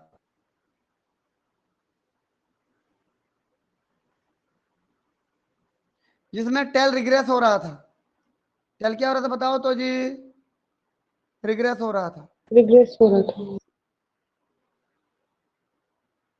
देखो टेल रिग्रेस हो रहा था। वहां पर हमने क्या किया, दूसरे लार्वा के एक आंख को लाकर लगा दिया, आई कप, जिससे आंख बनता। उस वाले को वहां पर लाके क्या कर दिया, लगा दिया।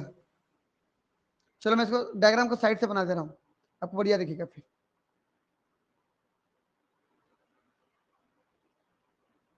देखो ध्यान से,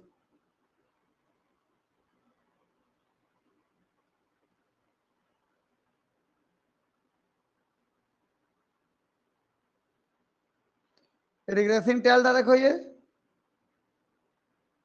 अब मैं बोला क्या लगा दिया जी, आई कप। कहां लगा दिया? रिग्रेसिंग टेल में। ये टेल था, देखो यहां पर एक आंख बनाने वाली स्ट्रक्चर को लगा दिया। क्या था ये बोलो तो? ट्रांसप्लांटेड आई कप।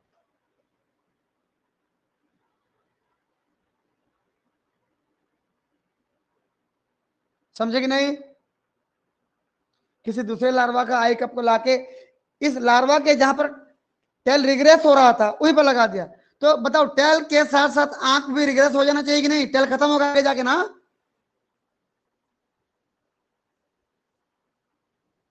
टेल के Yes, साथ साथ sir. किसको खत्म हो जाना चाहिए? क्योंकि टेल Eye नहीं लगा cup. दिया था हमने।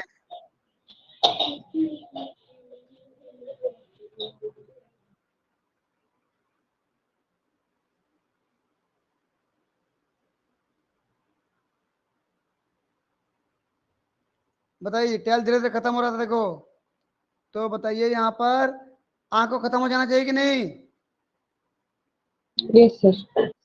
लेकिन हमने ये देखा यहाँ पर कि देखो जी,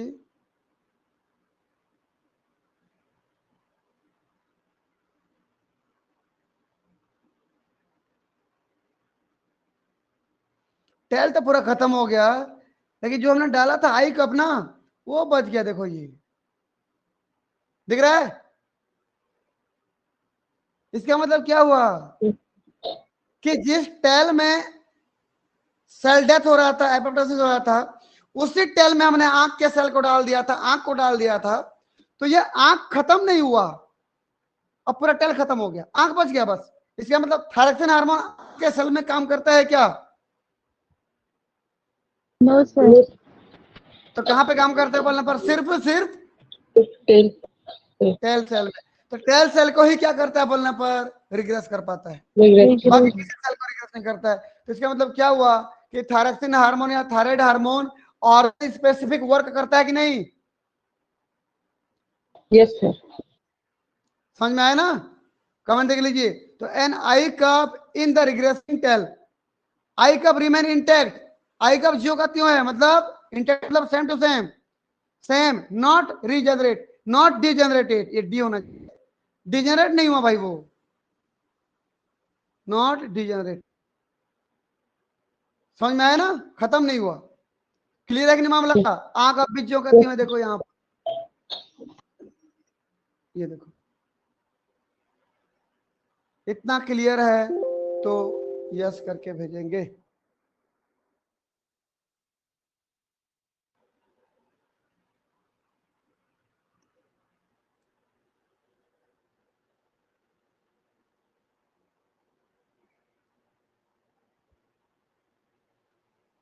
चलिए भाई ठीक है, फिर मेटामार्फोसिस हुआ कंप्लीट। हम कल बात करेंगे नियोटेनी की। यदि लार्वा में मेटामार्फोसिस होता है तो एडल्ट बनता है। यदि लार्वा में मेटामार्फोसिस ना हो तो लार्वा ज्यों का त्यों पड़ा रहेगा जिंदगी भर। उसी फॉर्म को क्या बोलते हो? नियोटेनी। पढ़ेंगे कल, ठीक है। गुड नाइट सभी बच्चों को। Good night, sir. Thank you, sir.